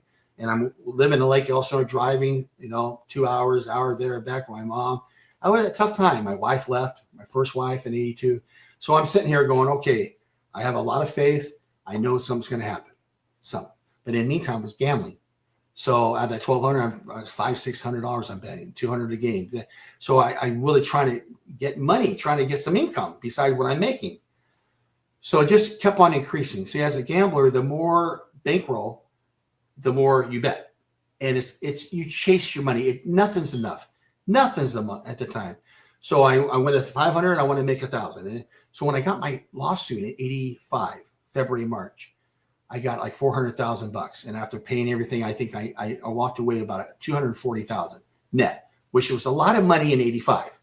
Might be 1.5 right now. Who knows? But and I had a good friend, Joe Martelli. He was on the Cal State Fullerton and a backup catcher, but a DH. He played a lot, good hitter, great human being. And he was working for a mortgage company, investment company in Newport Beach. And he was, what are you going to do with the money? Blah, blah, blah. And I trust him. I mean, I've been with him for 4 years. He goes, come see me when you have this. So as I got closer and I got the money, I went and invested in not his company, but he worked for this company, Lincoln Mortgage and Loan. So I bought a condo. He got the condo for me. It was like $90,000 at Anaheim Hills. I had to come down with $20,000. I bought a BMW for whatever, I forget, it was a little square BMW package, 325s for like 20 grand. And I put away the rest, like 170,000 or whatever, into investments, notes, where they would use my money to give to borrowers that couldn't go through conventional lending because of their credit. So I was making anywhere from 8% to 12% based on how long I kept it in there. So Joe taught me that, and he was right on in the boss, and I was getting paid every month. On this note, I get $400. This one, 13, whatever that is. I had money coming in besides me coaching. I get the head coaching job at Edgewood in 85.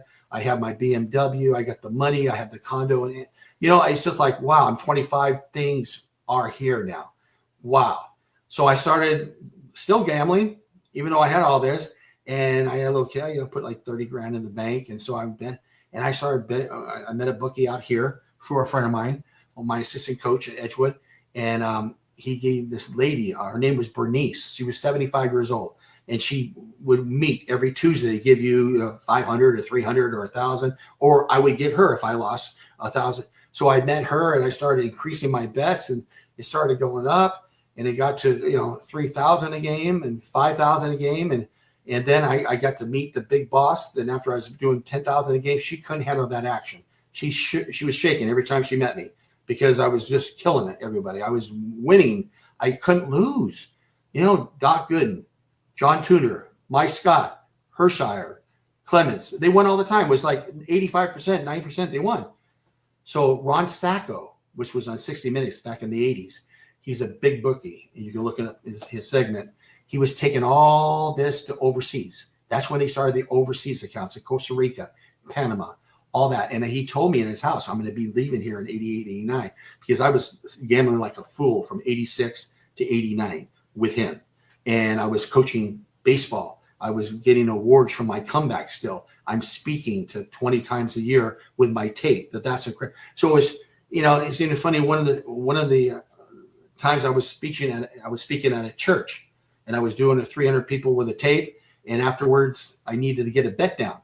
I was in Ontario, and the Angels are playing at 1:00. And I'm saying, before cell phones. So I go, after I'm done, I go to the pastor. Can I use your office? So he takes me in his office with the cross. He leaves. So he go ahead, make your call. I make it. I'm calling my bookie to put 50 grand on the Angels.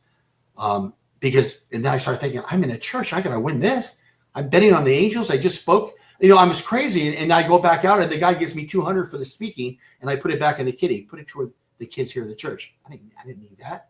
I like talking about it. I like helping people, inspire people.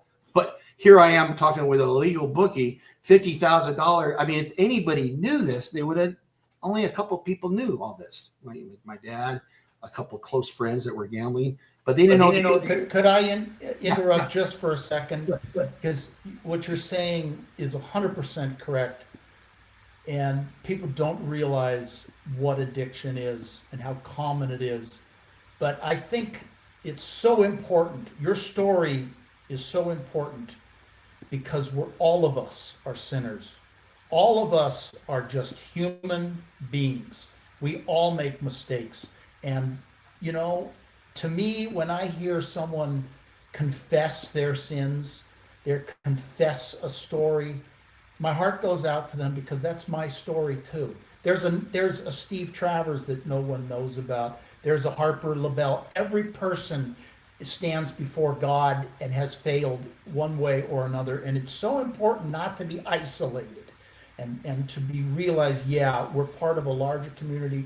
We're all people who have failed. And you're just telling a story, but you're telling a story for everybody. I really think it's important for you to understand that. I think you do, but it's important that you understand that. Into that. But so, I was out of control. Super Bowl 1986, I put 150,000 on the Bears against New England, and I was 25, and I'm coaching at Edgewood. So that was at that time my biggest bet on one game. So I won that, and I'm telling you, I made about $1 million between 86, 85 to 87, in gambling. And then of course things start turning around. You start losing and you start paying. And I start selling a couple of properties I invested with Joe Martelli. He took care of me excellently. He was a good friend, and he had my best interest. And he told me 100 times, you got to stop, because I have him come over and I give him 20 grand. Put this in the trustee. Here's 40 grand. Go give me a rental property. And I was making money. He's saying, you got to stop this. You don't want to do this. You're so lucky to be where you're at 25, 26 years old. Don't gamble, And a couple of times I had to call him at 5 o'clock in the morning from Florida saying, I lost 50 grand. I got to pull out 50 grand on my 170. And then that's a taboo. You don't want to do that. You get penalized like $8,000, $10,000 for the 50. And they're not in the business for a guy like me to come in and give money, and we're going to come every 6 months for money to come back. Just keep your money, don't invest, right? But he helped me with that. I mean, he was a very strong, and he was right. Okay, but I just was out of control. I kept on gambling. I lost my condo. I had good times. Then all of a sudden I was in a golf tournament in 1989, and I come into the third hole, and Bill Warden, catcher for Stanford, he played a little pro ball in the minor league. He's in this, in his outfit, North American title. I thought it was Tile, like Tile, a guy, a salesman for. He goes, Sam, what are you doing? I go, I'm done coaching. I was 3 years at Edgewood, and then they moved on to a different high school. Basically, closed down the high school, and they turned it into junior high. He goes, why don't you come see me? I'm in Orange County. You'd be a great title rep. I go, what is that? I never did. I never had a suit for that, only for banquets, right? He goes, oh, you go around in a suit, you make about $100,000, and you around a bunch of girls, processors, and escrow ladies, and you have them use, the loans. They have to have a title on every loan, and just sell our company and go smooch. Go out there and be a salesman. I go, really? And I was trying to get myself cleared of not gambling as much now, because I'm not having the big banquet right now. I'm still playing my couple hundred, 500 here, But I went to see him. They hired me. I started off in West Covina, their office. He was in Orange County, but they let me do something. Usually they're all territorial, the reps for tire companies. But because I knew everybody. So they let me, which was like taboo at that time in 1989, to hit anybody that would give me deals. And my argument to the president is like, your rep here has been here 4 years and never got one order from this bank. I can walk in and get 20 in a week. I mean, let me go in there. And they have to make a decision. Do we just stay with that guidelines and no, that's Frank's territory, or let Sam go in there, take over the account, and we're making money?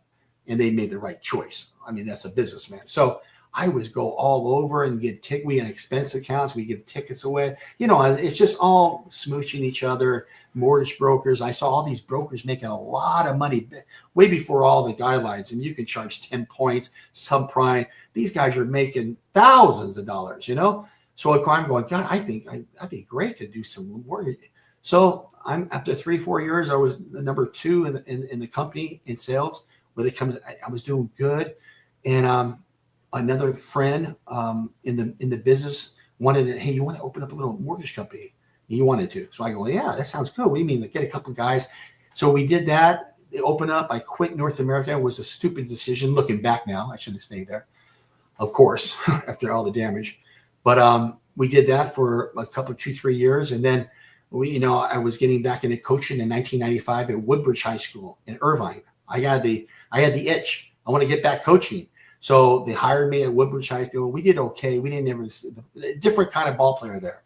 They're more worried about their Mercedes and their Pager, and they have good athletes. But I'm saying, it's just the drive from where I came from, West Covina. The guys would go through a wall and not ask me. I knew a lot of frat boys at USC, Irvine High. Yeah, Will Ferrell being one of them. So I was there for 2-3 years, and then that's when my wife got pregnant, my new wife, and we had our baby Joey after my dad, Joey, and it was a preemie, 4 pounds. Everything's fine.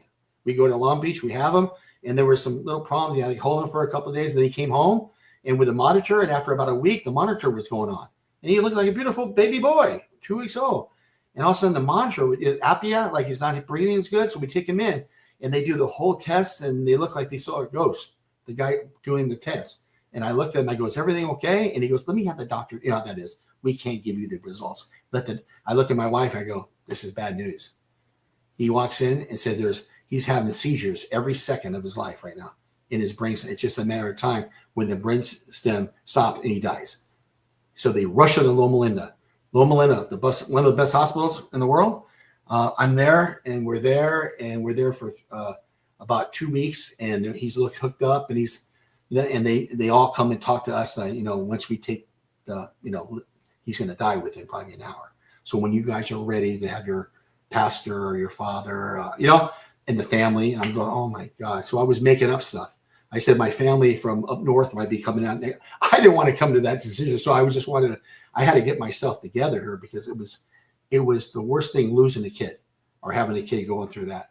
So I finally had the night. A week later, my wife's parents, my parents, the father of the church, they came in and we're all in a room and they unplugged him. And he was in my wife's arms, and he didn't die. 1 hour, 2 hours, he didn't die. 5 hours, didn't die. And we're the best doctors in the world. Loma Linda for the infants and all that, a whole day. Then they started going home after, we just, me and Sandra stayed there. The next morning, didn't die.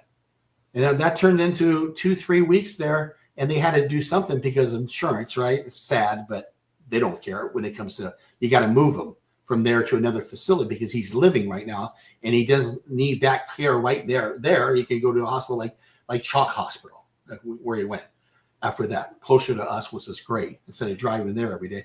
And to make a long story short, he lived another 9-10 months. And one day he was at a facility where they had like 2 or 3 babies right here in Orange.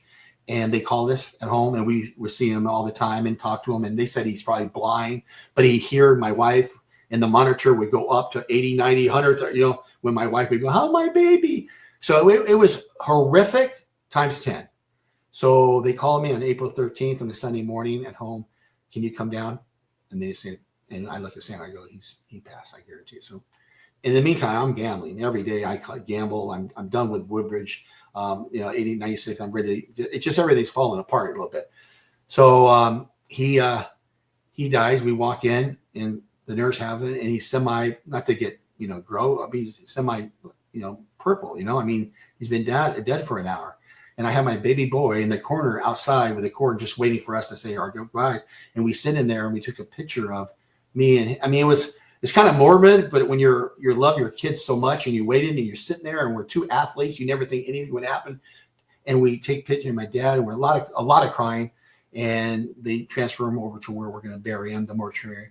And then next 2 days I was gambling like a fool just to try to get things. I was just trying to get things, and then we want to bury him in a baseball uniform because we had a glove when he was born. All the, relatives give us, he's going to be the next Sam, And we went and we got the baseball uniform from JCPenney. We buried him. My wife was inside the mortuary. I'm inside the car. We're going to go to the cemetery. And I'm gambling 10, 15, 20,000, whatever I was doing at the time. And then I went into the service. We go to the cemetery. We bury him. I get a picture of me and his mom and put it on top of the casket. He goes down. That goes over. And now we're at home looking at each other like, what just happened? So there's 2 things. What doesn't kill you makes you stronger, right? You have to face it. Life is not easy. I've been through a lot already, a divorce, a brain surgery almost into my life. I used all them surviving skills the best I could, but this was a tough one. Losing your boy, okay? And me and my wife stuck strong, and gambling kept on going in 97, 98, 99. And then we had our beautiful daughter in 99, Kindy. Her name is Kindy. It was a girl my wife went to school with in kindergarten named Kindy, Kindy, like sitting with. So we got her. And of course, during the pregnancy, I was, paranoid. Everything's my wife and this. And we had perfect baby, beautiful, our little girl. And, and she knows she has an angel, Joey, her brother, up there. So she goes, and then we're with Kindy, and we're happy with that. It helped us so much in seeing Joey at the cemetery, and just, you got to have faith, guys. If you don't have faith through something like this, you can't get through it. You can't. You got to have God in your soul, because I'm telling you, if not, it's a hard recovery. So we started thinking about opening a mortgage company, and that's when it started. 2001. A small little thing in Orange, downtown Orange. Next to Chalk, across the street. Me and Sandra said $1,000 to make it. We needed a borrower, needed that money, and couldn't get regular financing. So I said, hey, let's get like I did, get $100,000 and do it legitimately and put it on the trustee, and he would pay, and everybody's happy. So I did that for the first 3, 4, 5, 6, 7 times a year. And then all of a sudden, by 8 months down the road, the referrals, I had maybe 2 or 3 borrowers and needed a total of 150 grand, but I got 900,000 from these guys. So I go, okay, the right thing to do would say, give me the 150 and I'll have something for you next couple months and you can come back if you want to. But the wrong thing I did was, okay, take the money, make a contract with these investors, 10%, 8%, pay them, keep the money in our bank, grow the company, get more leads, get more office space, more leads, more reps, get Garvey as a spokesman, get the perception that we're the biggest thing since sliced bread. Okay? So then I started doing that. Now, sure, these guys, now I'm not doing what I say I'm doing. So the investors now don't know that, but they're making their 8 to 9%. They're coming highly referred. Everybody's happy. I got 10 investors. I got 12, 15, and the year goes by. I got 25, 30, and in the meantime, we're starting to make money now because I put money back in the company too, besides just the gambling money that I commingle stuff, my bills. So now it's getting to a point where now it's getting kind of out of control, 04, 05, where now I'm getting so much money in, and we're making at the time maybe 200,000 to 300,000 a month net till we max it out to 500. So that was good loans. Subprime loans. We had a VP, a seniors operation. We went from like 5 people to like 50 people in 3 years. And I'm thinking in my own way, because a lot of banks were buying mortgage companies at that time in 2004, 5, 6. Long Beach Bank was a mortgage company that got bought by Chase or Great Western or something for like 200 million. So the thing is, I'm thinking maybe we can sell our company here. We got the leads, we got the structure, we got the reps, we got Garvey, we have the ways, that maybe somebody might offer me 50 million for this in the next year. I just keep on taking money in, paying them off. Nobody's wanting their money back because they're making 8 to 12%.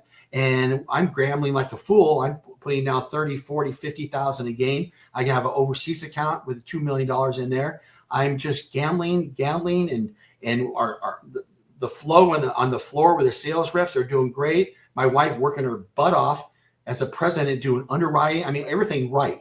I was the devil. I was the one doing everything wrong. Could I motivate the people? Yes. Did I get the leads? Did I get the radio stations? Did I get all this on TV? I did that to get that because that would help. Garvey was great as a spokesman. He didn't know nothing was going on, what I was doing. He was just on salary and he'd do whatever I asked. And he was great. So that fast forward now, I don't even know how many millions of dollars I have out in 2005, 6. It's not like I'm looking because I know I'm doing things wrong. But all of a sudden, I go to play a golf tournament, the Bob Hope. Now it's called what? A bank. It's a different name now. And in Palm Springs with Garvey. We're going to play a 4 days in January of 2006. I'm there. I get a call from Sandra from my company. And she goes, the SEC called. The SEC and wants somebody put a website to gather money that turns into now you can't do that. You need a licensing to advertise online, and they put it down and they want to see some paperwork with our license. And now right then when she said that to me, I knew I'm dead. Second round in Palm Springs with Garvey, all the hoopla. I've been waiting for it. I knew I'm in trouble. So we get the guy to get the website that they just put off. Get off right away. So the SEC, we call back. Sandra goes, that website's off. I know it's been on for a day, but it's off. Doesn't mean they're not going to investigate now, right? They're not going to say, okay, thank you. That's cool. We'll go on. Thank you so much from Washington, D.C., SEC. What happened is they did their thing for the next 2-3 days. I'm playing golf. I'm saying I go back to work on Monday. One of my investors called, Mr. Robles. He goes, Sam, they're calling me from the SEC. They want all the contracts. I went, oh my God. She goes, but I didn't do it. I didn't give him nothing. I said, none of your business. He's an older guy. I go, oh my God, this is going to go in the wrong way. Then another investor calls me on Tuesday. So then I gave up. White flag. I go into my office with Sandra and tell her the whole story about all the damage and the millions. She knew I gamble, but she didn't know to any figures or investors or $32 million I took in 3 years to people, So I'm sitting there and she's crying. You can understand we have a big company out there. We're making money. That was the whole thing. The FBI, a lot of articles are saying it's a Ponzi scheme. It wasn't exactly that. It was a lookalike because we had a legitimate business paying and making profits. So did I take money from A to B sometimes or take the money from him and pack him off? Yeah, but we had a business. So after she did, she goes, I got to call my business attorney, ours, Mike Anderson. All of a sudden, the next day, he calls me, Sam. I call the SEC. Do you know a Salvatore Favata? And I said, that's me. He went, Christ, oh Christ. He didn't know me as that. That's my legal name, Salvatore. Nickname Sam. So he goes, we got a problem. We got to get a defense lawyer right away. So because the SEC, we're not calling him back, because not yet, because we need an attorney. I have no paperwork for that, just a contract for each investor. It's not notarized, and there's no security on it. I can't make up, an address like, oh, it's secured on this property in Los Angeles. That's even more fraud. So I go see a guy right there, President's Day, 2006. I walk in, and the criminal attorney, I told the story for 3 hours. How much? Federal, it's a different ballgame, federal prison and state prison. Federal, it's on points. How many victims? How many money? All this stuff, right? He goes, you're looking at 30 years. I go, what? And your wife is not out of the picture, even though she didn't know, as we told the story, but she's still signing check. Who knows what's going on here? So I'm going, are you kidding? You're what? She goes, we can go and fly to Washington in the next couple of weeks. Do you have all the paperwork? We can talk. I go, no, I have nothing. I have just little contract. They'll laugh. What? The best we can do, maybe 25. I go, I go, let me get back to you. So I walk outside. I drop to my knees. I'm breaking out when Mike Anderson, my wife, I got to go home. My dad that lives with me, he's sick, and my stepmom and my little 6-year-old. What have I done? It's crushed just talking about it. It's been a long time, and it's 20 years ago, and I can still break down now. It's just very hard. So I go home, and Sandra we decide, and even I never really said this either, but Sandra looked at me and goes, you want to run? I go, what? I never forget it. I go, no. He goes, no, I know. I said, I go, my dad, I'm not going to run. I never, in the movie Wolf of Wall Street, they talking about me, we'll just go to Mexico. No, God's going to come through. Something's going to happen. I got to face it. I screwed up. And so Sandra went to get her attorney. They said to separate when it comes to, because she needs her attorney, so no conflict of interest. So her attorney the next day tells Sandra, I have my best friend, Nathan Hochman, the current DA of Los Angeles that was going for attorney general last year, to go talk to him. So I drive to Beverly Hills. I meet Nathan, great guy. Tell me the story. Another 6 hours. He goes, I might be able to get you 18 years. And I go, really? That's better than 30. But then I'm saying, what am I thinking? I mean, 18, am I on 14? My kid's 21. She's 6. So I'm driving home feeling good. And I told Sandra, she's still 16. Nathan goes, come back on Friday. I'm going to think about a couple things. So I go home. I come back Friday. He goes, I got an idea. I have an idea. We're going to throw a carrot to the U.S. attorneys at the federal building in Orange County. We have a mixture with L.A. prosecutors. There's just a big shindig coming up on Saturday night. I'm going to throw your name out. Not your name, your sister name. I got an ex-pro ball player, $30 million lookalike Ponzi scheme. You won't see this guy for a year or two because, it takes a while to get an indictment, all that.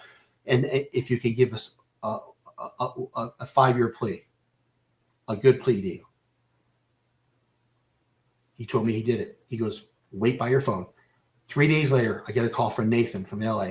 He goes, they accepted it. Be at the Ronald Reagan building at 8 o'clock tomorrow with the FBI, the SEC, everybody you ever think about that you see in the movies there, right?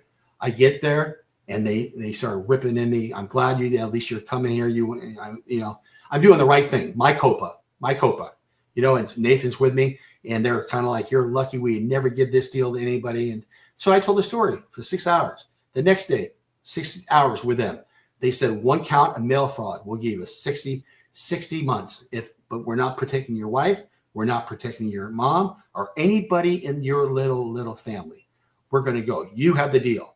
If you lie about $1 somewhere, it goes back. You'll get 25. So of course, I'm not that stupid. I said, what do you want to know? How I did it? They thought I had other people, conspirators. No, it's all me. It was all me.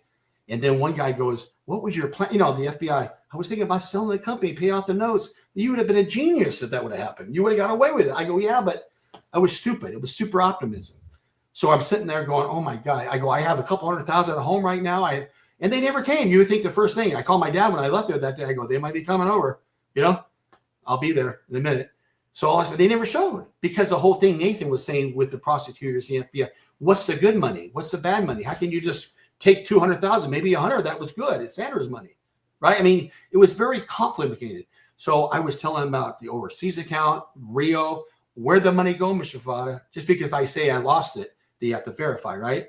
Oh, I just threw the money out, the 32 million outside, and it was on the freeway.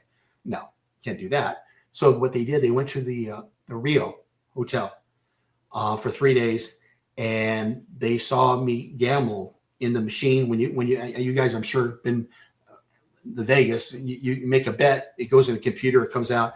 Well, I did $145 million in transactions in 3 years, and I did 45 million in 2005 alone, and I lost over $25 million in losses. But actually, what I bet out of my mouth was $145 million at the Rio, not counting Caesars, not counting overseas. I was doing 30, 40, 50,000. So now they came back and they told Nathan, we know we don't have to talk to anybody. Thank God. They're not going to go talk to, you think they would. The movie's always that way. They talk to the dad, the brother-in-law, the best friend that has money, and maybe I get. No, we're done. Let's just wrap this up and go quickly in this and get him into prison. And Nathan told me I can go as hard as I can to keep you out for a while, or just get you, and I didn't want to go in. God, I was making excuses or this, like each hearing, and then they finally, what happened is then after I did that, we're going through hearings. So in a month, I'm going to have my judge. It takes us a lottery. It's a lottery that would happen. So there's 5 judges, and it shouldn't be 6. Me and my wife were home, and we saw on a Saturday afternoon, the newspaper, Orange County Times, that Judge Andrew Guilford has been appointed to the district of the fraud of Orange County. And I read on him. He's an attorney from Newport Beach, and he was a back boy for the Dodgers in 60 and 61 as a 10-year-old. And his idol is Maury Wills. And he's been trying to get Maury in the Hall of Fame for 20 years. And then his turn. So now, I'm thinking, Steve, right? Harper, I'm thinking like, oh my God, God is here. Oh my God. So I go, I got to get this judge. Nathan goes, that would be great if you can get it, because the other ones are tough. Been around for 30 years. I mean, you never know. They can not give me the plea deal. It happens all the time. A crime like mine, here's 10 years, 15 years, not 5. No, Mr. Prosecutor, no, I don't. I'm going against that. It doesn't happen all the time, but you agree. It does happen. They don't have to give you the plea. So I'm still nervous. So what I do, I wait. 2 months go by, about 6 weeks. Nathan calls me and says, you got him. I go, what? The lottery ball hit Guilford, your judge. I broke down with my dad. It was, and I was a long way from, going, but I saw the miracle, I saw it happening. Sorry. I called Maury that night. Maury, can we have lunch? Can I come over tomorrow? We're down the beach to see you. I got something to tell you. I go with him. We go to lunch. I break down. I tell him everything. And I said, but at the end here, Maury, my judge is Andrew Guilford. And he looked at me and said, Andy? I go, yes, Andy.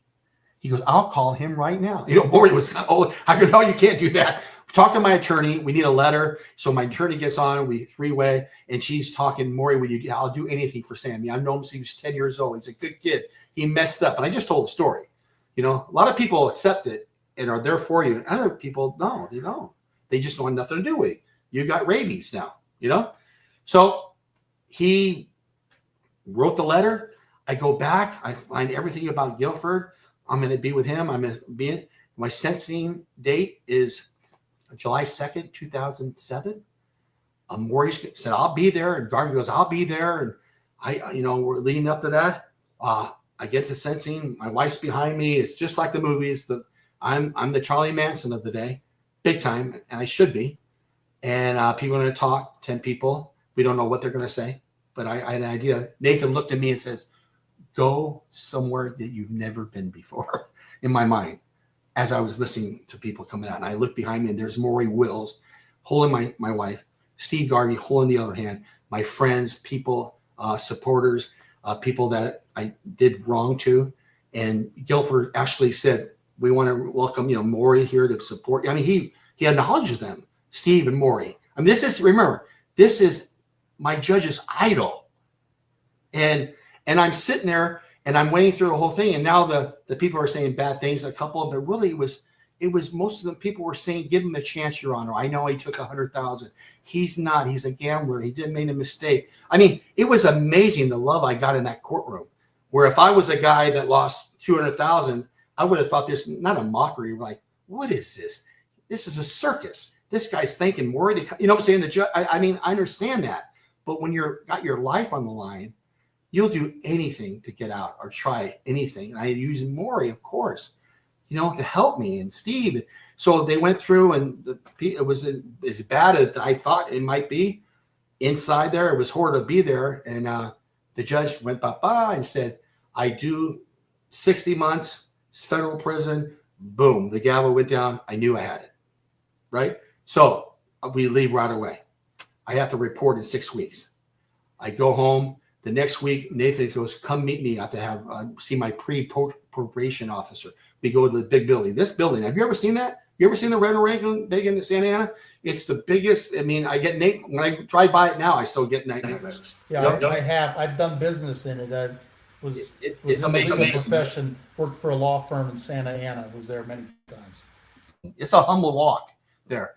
So when I went in there, Nathan got me and my wife on the side in the cafeteria saying, "Listen, you used to drink a lot." I go, "Yeah, but nothing. I mean, you said you. Oh yeah." He goes, "If you could get a year off, wouldn't you want to try to, go for help for your drinking, your gambling in prison to get a year off?" I go, "Well, yeah, absolutely. What do you mean?" He goes, "Well, that 60 months will turn into 35 if you get accepted into the RDAP program."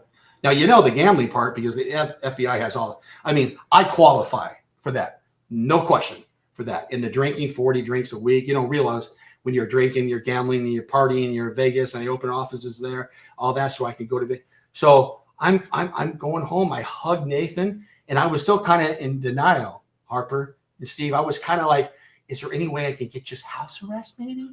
Like just a little ankle bracelet? I'm trying. I mean, maybe I'm losing my mind, but I remember Nathan one time kind of hit me in my cheek.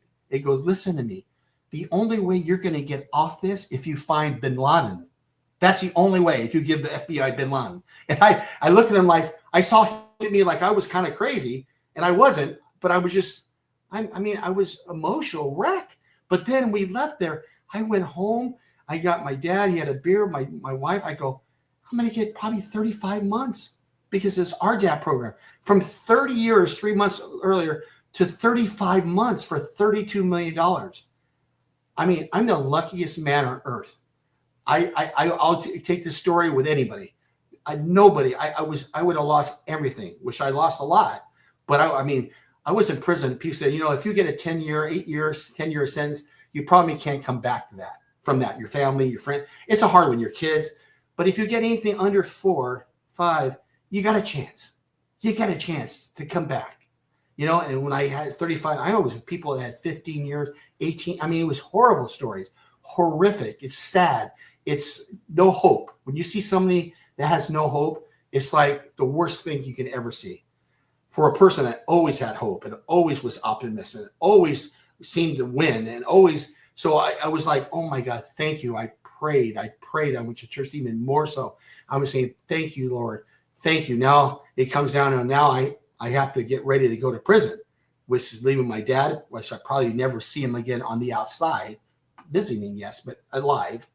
My kid, I'm going to lose. I remember one night, me and my daughter she was in 3rd grade, and she's like 7, 8 years old, and we go outside. Is this the daughter I see on Facebook? Yes. Played softball at Cal State Fullerton. Yes, Very, very pretty girl. Yeah, she was all over Facebook. Yeah, so proud of her. But she was 3rd grade, and we went into the balcony. My wife was on her way home from her mom's. It was like 8 o'clock at night, and I was breaking down. I'm an emotional guy, And I held her. I go, "Baby, I'm so sorry. I love you. You're in 3rd grade." I go, "I'm not going to be back till you're in 6th grade." And she goes, "Well, it's better than 7, Dad." And it broke me. It broke me. And the guilt, I can't tell you guys the guilt to this day. And I messed up so bad, Steve and Harper. And the thing is that I had so many friends and such a great reputation. And I'm not tooting my horn. I've had so much support from the people from Edgewood High School, from Cal State Fullerton, keeping my number up there. Didn't take it out. They told me my visionary award, let's just postpone it. I'm not going to cancel it. Someday, hopefully you can get it, which is irrelevant right now, but it was just a nice gesture for them to say that. All the people at Edgewood, people helped me with money here and there. I mean, just any buying. I mean, I had some great people from Edgewood High School. A lot of my friends are Facebook. A lot of people from Facebook. A lot of people that were in prison that were my friends, that when they came out, they were there for me. I mean, the experience was horrific, meaning being away when I reported October the 26th, 2007, when my mom and my daughter took me to prison and my wife was staying home because I wanted to see, I was getting headaches. And the night before I went to the hospital because I wasn't faking, but I was just having an anxiety attack in my head since my brain surgery. It seemed like it was hurting more, the side I have headaches.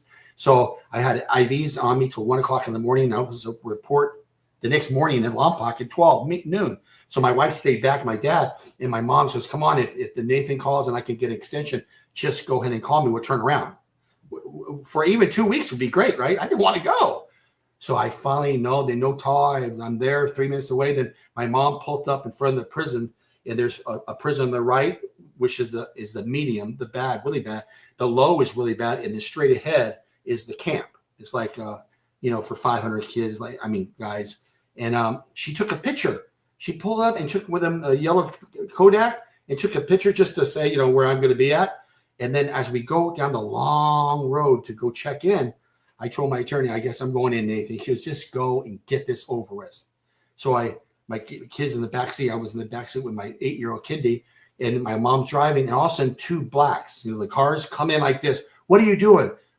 What are you talking about? Did you take a picture? Yeah, I just took a picture. Give me your camera. So, oh my God, I thought my mom was going to get arrested.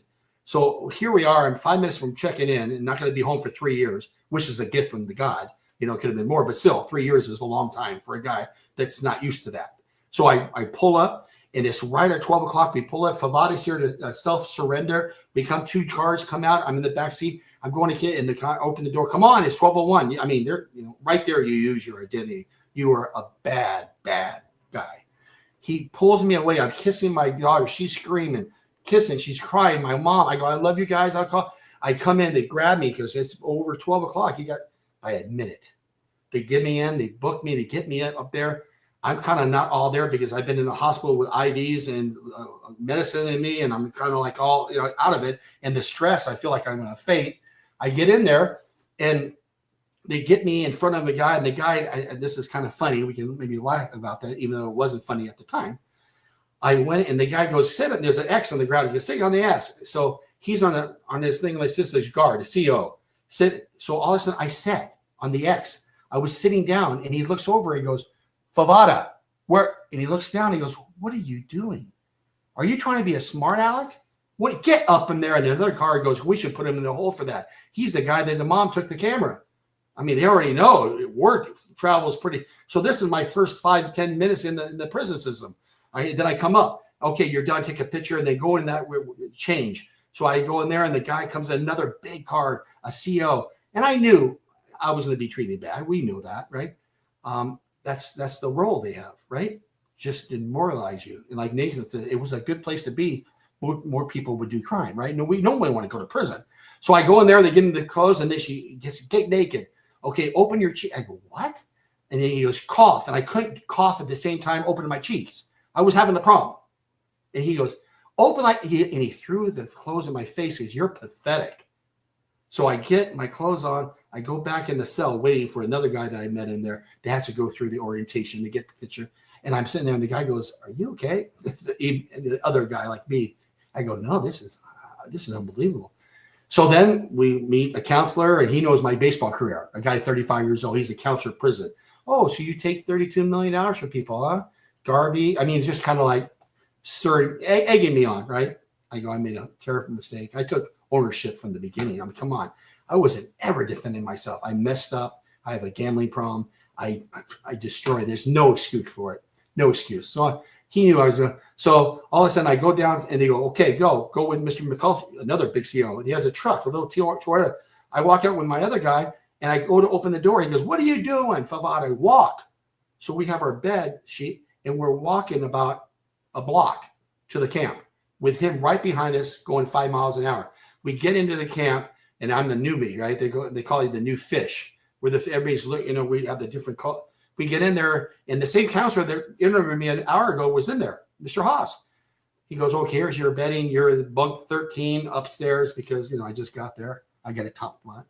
I was in shock. I get in there, and all of a sudden, I don't have a pillow. Huh, you forgot to give me a pillow. So I come back. I go, excuse me, Mr. Haas, what do you want, Favata? You just got here. You were asking questions. And that's how they talk to you. I go, you forgot to give me a pillow. And he tells to his assistant, one of the inmates says his assistant, all these guys have jobs, and he's a guy that's been there helping. He goes, hey, George, can you go see if we had that goose feather pillow still in the back for Mr. Favata? And I go, oh, that's fine. That's cool. He goes, get the hell out of here, okay? And don't come back. Go find a pillow. So a couple guys heard that, inmates, and they got me, and I got close to a couple of them right away, that you have to kind of take pillows as people leave. Every day somebody's leaving the camp. So I'll get you one by Tuesday. Now, so I'm sitting there. So we go, oh, we have 2 minutes to go get some hot dogs at Chow. I go in there. I mean, this is happening quick, Steve Harper. I mean, really quick. I go there. I have hot dogs. I got a green jacket they gave me, issued a big green. So I got mustard on it. I got all over. And I went back that night. I'm on the top bunk and I use my jacket, roll it up like a pillow. And it's all full of mustard. So I'm up there, my first night in prison with 250 guys with the hair thing going. I'm smelling like mustard. I'm crying my ass off, even though it was the first day of healing.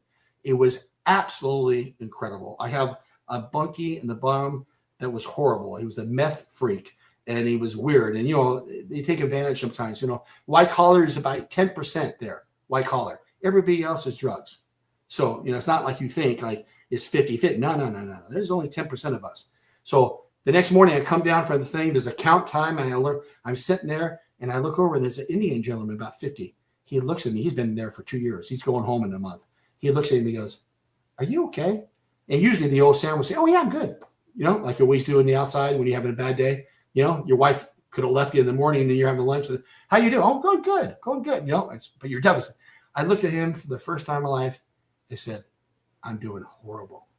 He goes, it'll go fast. Believe me, please. I know you don't believe that right now, but it will fly by here. But you got to be busy. You have to get in the regimen. And what I did, I started getting the first month was very hard for me. I didn't watch any TV, nothing. I got visits right away. It was, oh my God. I mean, I lost 80 pounds in the 3 years there. I was staring at the wall sometime, and one guy was a 28-year-old. He's been down for 6 years, and he has 10 more to go. He comes to me. His name is Dan. He goes, Sam. And I was just staring at the clock. And I was just, one of them days. He goes, do the time. Don't let the time do you. Okay? Or you're going to be here miserable. Do the time. And here, he got 18 years for getting a phone call for a guy for a drug deal. He nothing on him. It was a conspiracy. He got 18 years. I go 32 million mortgage fraud in 35 months. It's like people can get very jealous in there. And if you're not careful and you don't handle yourself right, and you're not, even saying it's still prison. People say, oh, it's a camp. Well, it's better than the alternative, but you got guards and you got counts and you have the worst food on earth and you got to work and you miss your family and you only have 300 minutes a month on the phone. I could do that in one day. So somebody goes, well, that's 10 minutes a day. I go, well, thank you for breaking that down for me.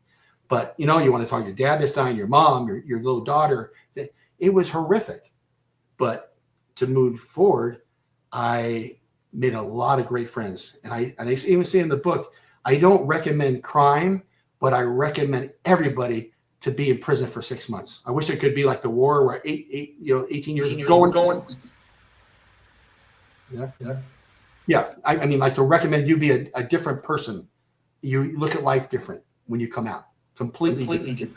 Well, I'm not sure exactly how to respond to all that. It's one heck of a story, but I will say this. when you are filled with shame, when you are filled with guilt, there's only one thing to do, and that's because no human being can take all that shame and all that guilt. You have to put it, there's only one person who can do it, and that's Jesus Christ. You have to ask him to take it, and you have to say to him, let me be a vessel to do thy will.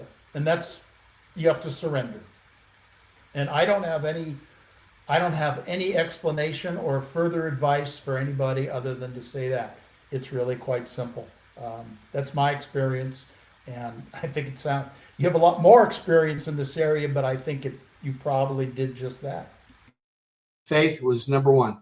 Number one, faith. Without that, and praying every night to God and Jesus, just without that, I could have never made it. Without seeing my kids, my daughter, my mom. I mean, I was the luckiest prisoner ever. I had more visits than anybody. I was blessed. I had a good job at Vandenberg Air Force Base. The 25 of the lowest security inmates would go to Vandenberg and work for regular civilians. And then we get back on the bus and go back to prison at 2:30 in the afternoon. But I met so many good people I'm still friends with. All we had was our greens, our sweats, and ourselves and our emotions. No money, nothing to brag about. You're sitting there and you hear nothing but horrible stories.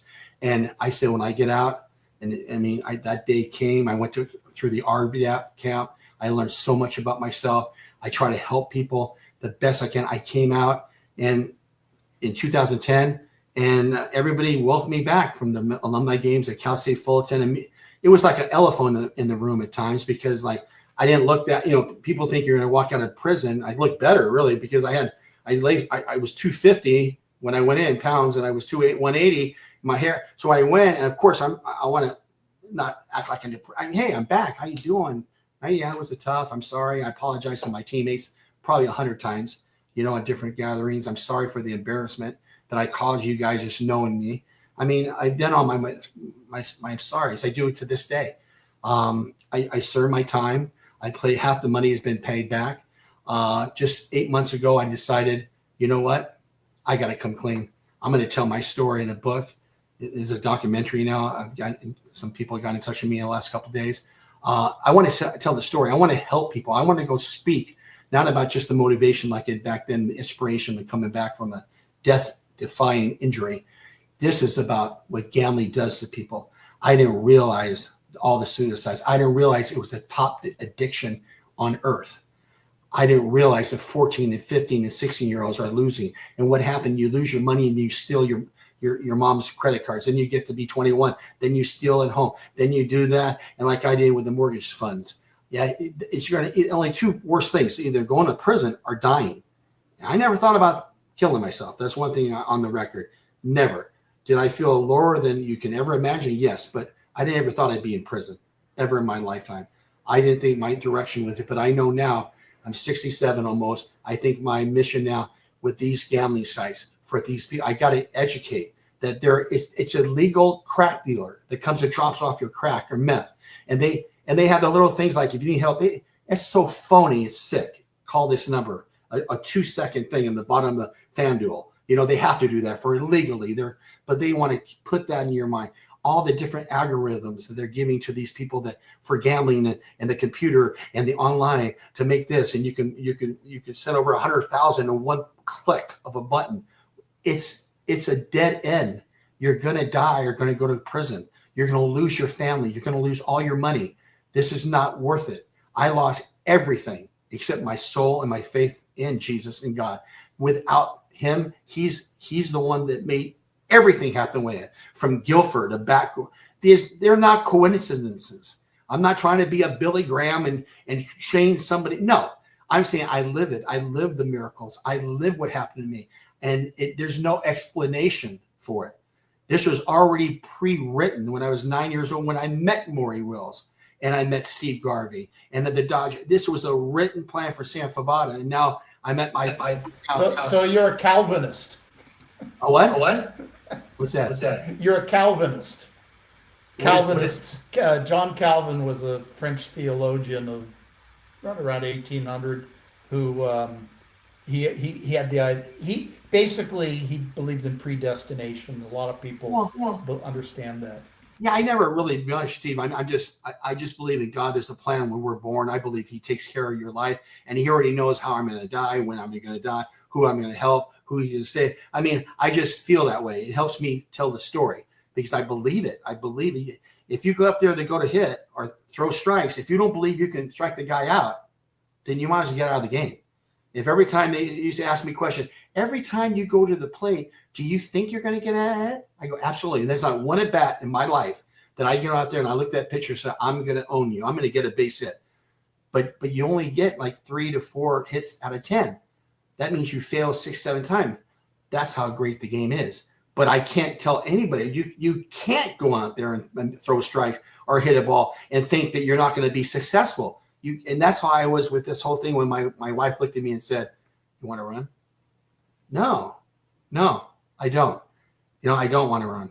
I know I'm still looking at 30 years, 25 years. No, God's going to get me through this because I feel like I'm a good person. I made a horrible mistake, a very bad, I learned that in prison too. Good people make bad choices. And I just want to get back. I know I'll never get all my name back, but I want to get a little back, a little to help. If I can save somebody's life or a family of 3, 35-year-old guy that's just lost his whole life and his wife because of gambling. Now he has to stop. If he can hear me, I'm there. I go to the Ronald Reagan building, the federal building, once a year, and I talk to people going to prison. There's 30 people, usually white-collar people, that are asking questions how it is, and they have no hope. They look at it, and they have 2 years, 5 years, 6, and I go and tell them, you can make it. There's hope. This is what you can do there. Keep it, I coached the softball team in prison. We couldn't call the Dodgers, the shot caller, Soto, came to me and says, I want you to coach. And I didn't really feel like it. And one other guy goes, you should do that. Don't say so, no. And I go, okay, get on and I had the best time. We won the championship. We're going to play the guards in the big game, like the longest yard. I mean, there's a lot of good memories we can laugh about. If I just wrote a book about the prison stories, that you don't have to lose all your hope and dignity. It was quite a ride. Well, Harper LeBel, you have heard this amazing story from our guest Sam Favata. What say you? Sam, the first question that I have, if you don't mind muting, Steven, thank you. I guess telling the truth and confessing everything that you did from the get-go was certainly hard to do, but the right thing to do because it made it a lot easier, and then everybody was willing to work with you. Would you say that that's a part of the strategy that ended up going in your favor? I never really thought about that. I mean, I've always been upfront, apologetic, taking the blame for what I did. I've never sugarcoated anything. I'm not just saying the right things to say, and some people can look at it and think, well, of course you got to say that. No, I'm just saying what's in my heart. The people that are for me, I go to the corner where the people love me, that want to support me, that like me, understand me.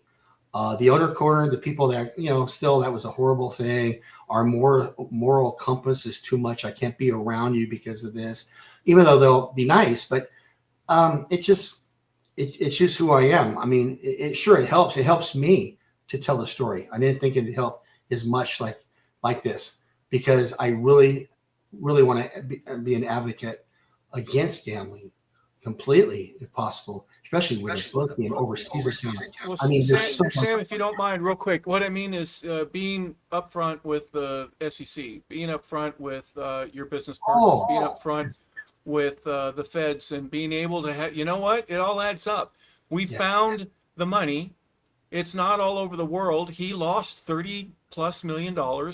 It's right there. I mean, and you told the truth, and I think that maybe had something to do with this being a very simple, I won't say it was an open and shut case. I'm not saying that. I'm just saying that it made it easier for everybody to work with you and have the 30 years reduced to 5 months and down to 35 months. Absolutely amazing. Yes. And I think, if there's a moral compass from my perspective, it's you told everybody from the get-go what was going on, and they were able to work with you because of that. Is there a portion of that that's true? Absolutely. I'm sorry, I must have misunderstood your question. Absolutely. Without that, I mean, Nathan threw the carrot about what he has as a client potentially to give you if you can give him a plea deal. And as I was in there, of course, I'm sure if I was not like I was telling the truth and how I said it, one thing saying it, but how you say it, that they could have maybe tangled up that plea deal, talk to, inside the judge and just give him 10 years, 50. But yeah, that helped me tremendously by being completely honest. I mean, I told him I had 200,000 at home right now in my bed, and I'm thinking they're going to come get it, right? And they did. So, you know what I'm saying? I mean, I told them anything. I wasn't hiding any money. I didn't even think about it. I could, but I was thinking 25, 30 years. They scare the hell out of me, and I know the movies, and I mean, I've seen it, American Greed. You don't lie. The feds got you by, what? You go to trial, you're going to lose 97% of the time.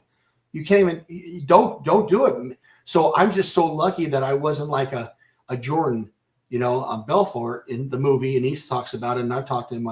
He was fighting it. He was arrogant, trying to get me. I mean, he had a little attitude, and he got $100 million from people. But what he did, he talked, and I don't want to say rat out, but he did what he had to do to get that turned down to 5 or 6 years. Okay. Me, I was never thinking I'm not writing. I mean, I did it all, but the thing is I wanted that deal. I was so lucky. I should have had 30 years. I should have had 25 years.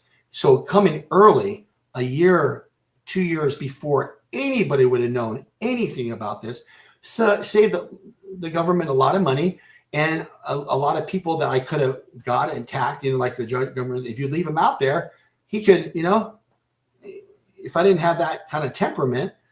I remember the day that I went there and came back, there was $1 million wire that was going to come across for an investment that we already did 2 weeks ago, right? And my wife goes, "You can't take that. Don't take it." I go, "No, what are you talking about?" Could you see that after 6 hours with the FBI, I come back and take another wire from the investor? It'll blow the deal up. I'm done. And I didn't even think about it. I mean, I thought, I went, no, I never, because I was so scared when I had $50 on me. I wanted to tell Nathan, tell him I had 50 on me. But yeah, it helped me. It was in my advantage to go early. That's what made the plea so reasonable. I mean, a lot of people say he got away with murder. The haters, like, oh my God, I went away to prison for $1,000. I was with people for a $10,000 escrow check. They fraud, and they got 8 years. Huh.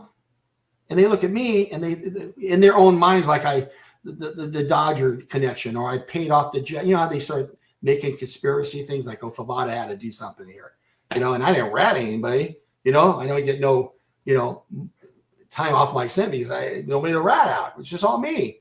And they knew it. And like you said, they find where the money is. There's no reason to talk to Sandra, my mom, all these people. Why? Let's get this in. Open, shut, get it through the system, get into prison, get as much money as you can. I still pay restitution every check. 25% goes to the government. It's been doing that for years. Besides the cases I'm helping to bring. I had to go to the Rio 3 years ago, the court in Vegas, because the Rio was getting sued by our trustee for the company for $4 million because they were taking my cashier's checks that I would come to the casino and give to them. And they were, they knew I had a problem, meaning I was a big whale there, but they got sued and they won $4 million after I testified. So that went in the kitty, for the investors, because I didn't have a bank account.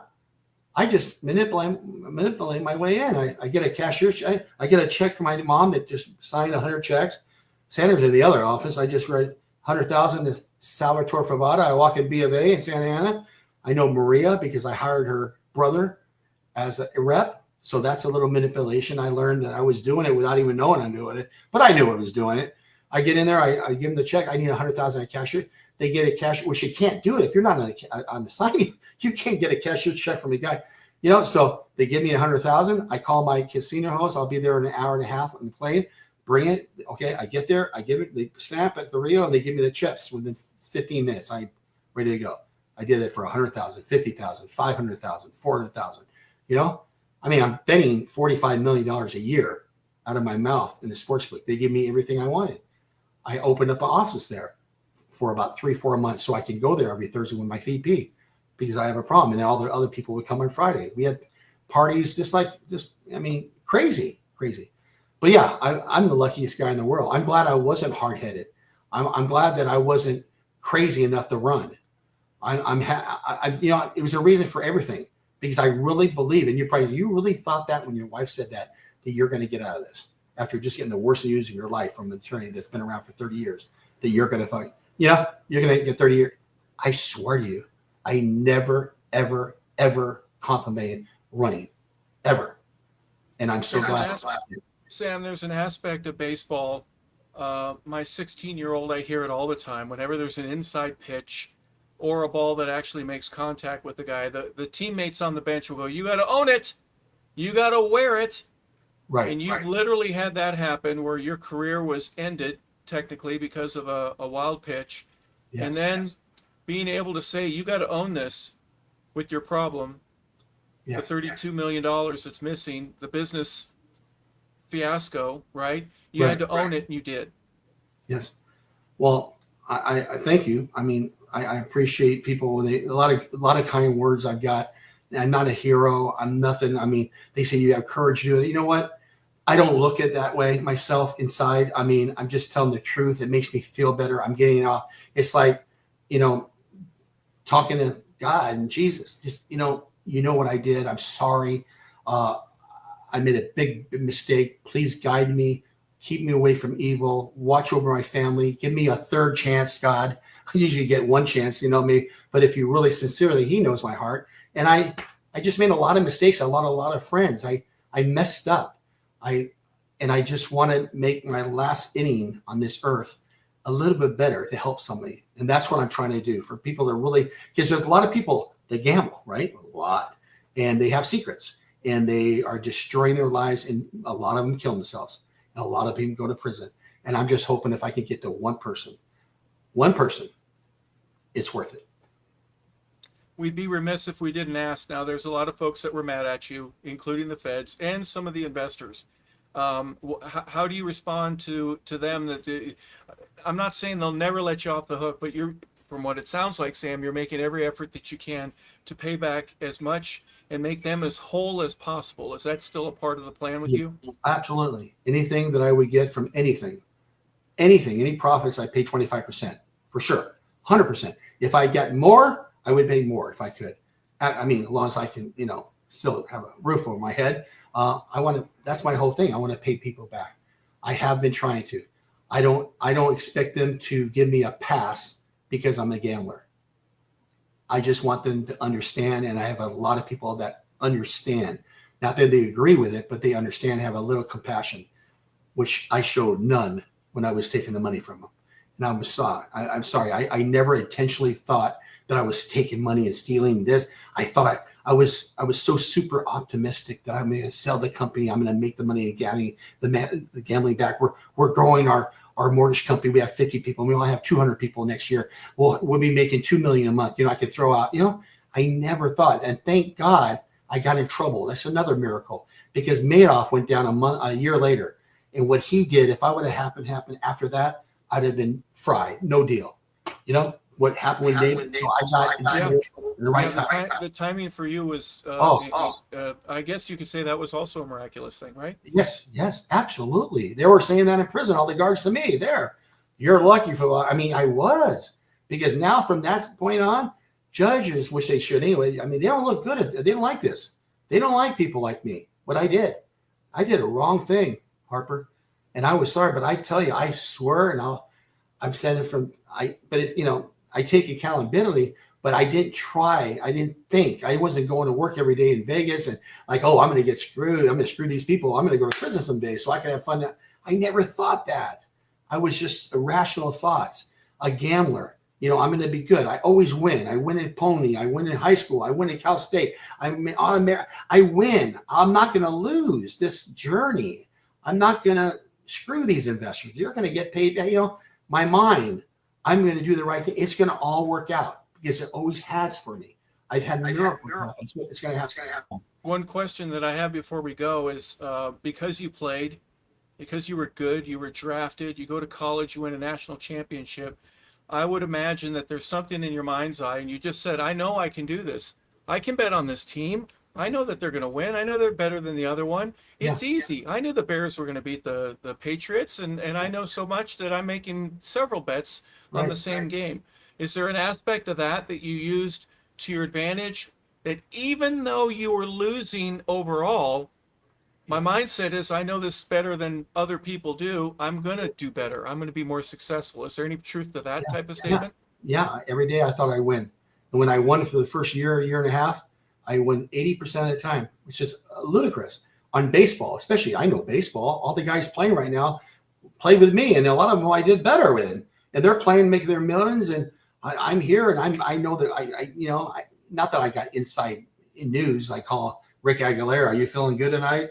Throw a couple bad pitches. I wasn't into that thing. Was I offered that before by the bookies to see if I could fix the game with one of my guys that I play with, and they thought I was a minor celebrity because I played with all these guys?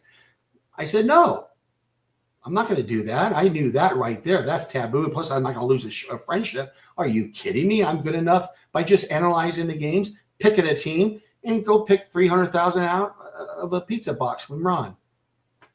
Why would I do anything else stupid? But it was offered. I mean, there's a lot of things that they, when you start illegally gamble like that, illegally gamble, but illegally when I was younger with all the money in the bookies, I mean, that's just, that's not a good thing. That's not a good thing. And people do it because of credit. You don't have to put money out. With the casinos or online, you have to put money deposited. So you put 1,000, that's all you got to play with. But bookies, they give you a $50,000 limit, 100,000 a call. I want 100,000 on the Dodgers. If I lose, I'll give them money next Tuesday. That's where it gets you really tangled up.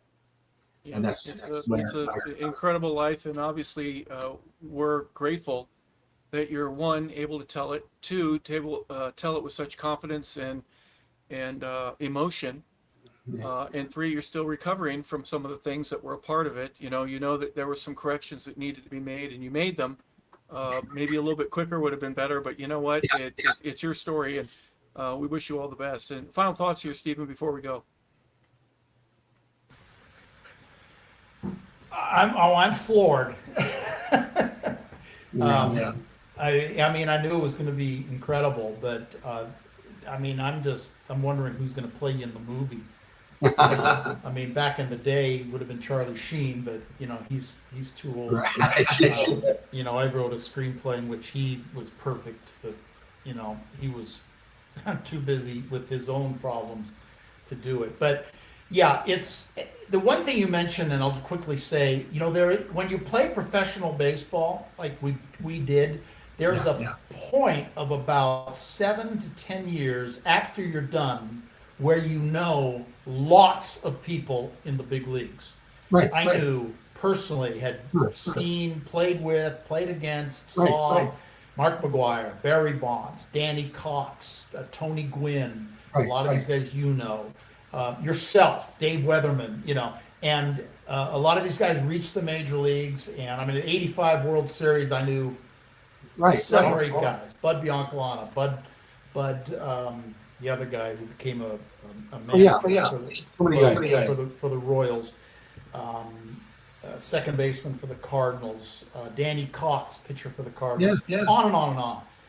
And you do think that you have an inside track because these guys. You do know. You're an expert. Sure.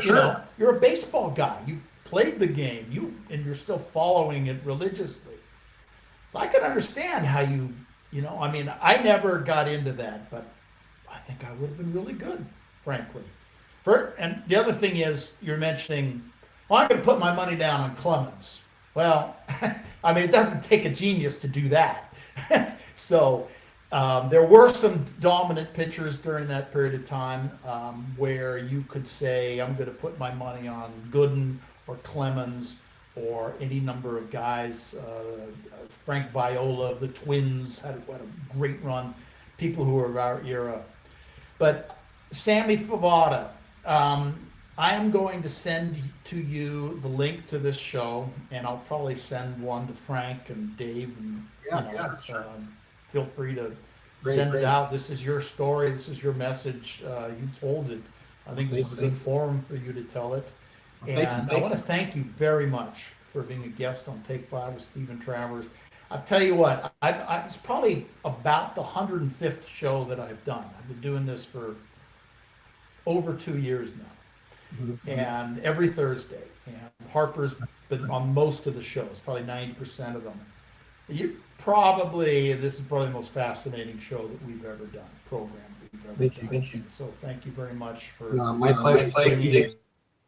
It was great to see you again, Steve. And Harper, thank you so much for listening. I know I ramble, but I appreciate you guys' time, and God bless you guys. And I'm just keep the dream alive and do the right thing. That's the thing, do the right thing when nobody's looking.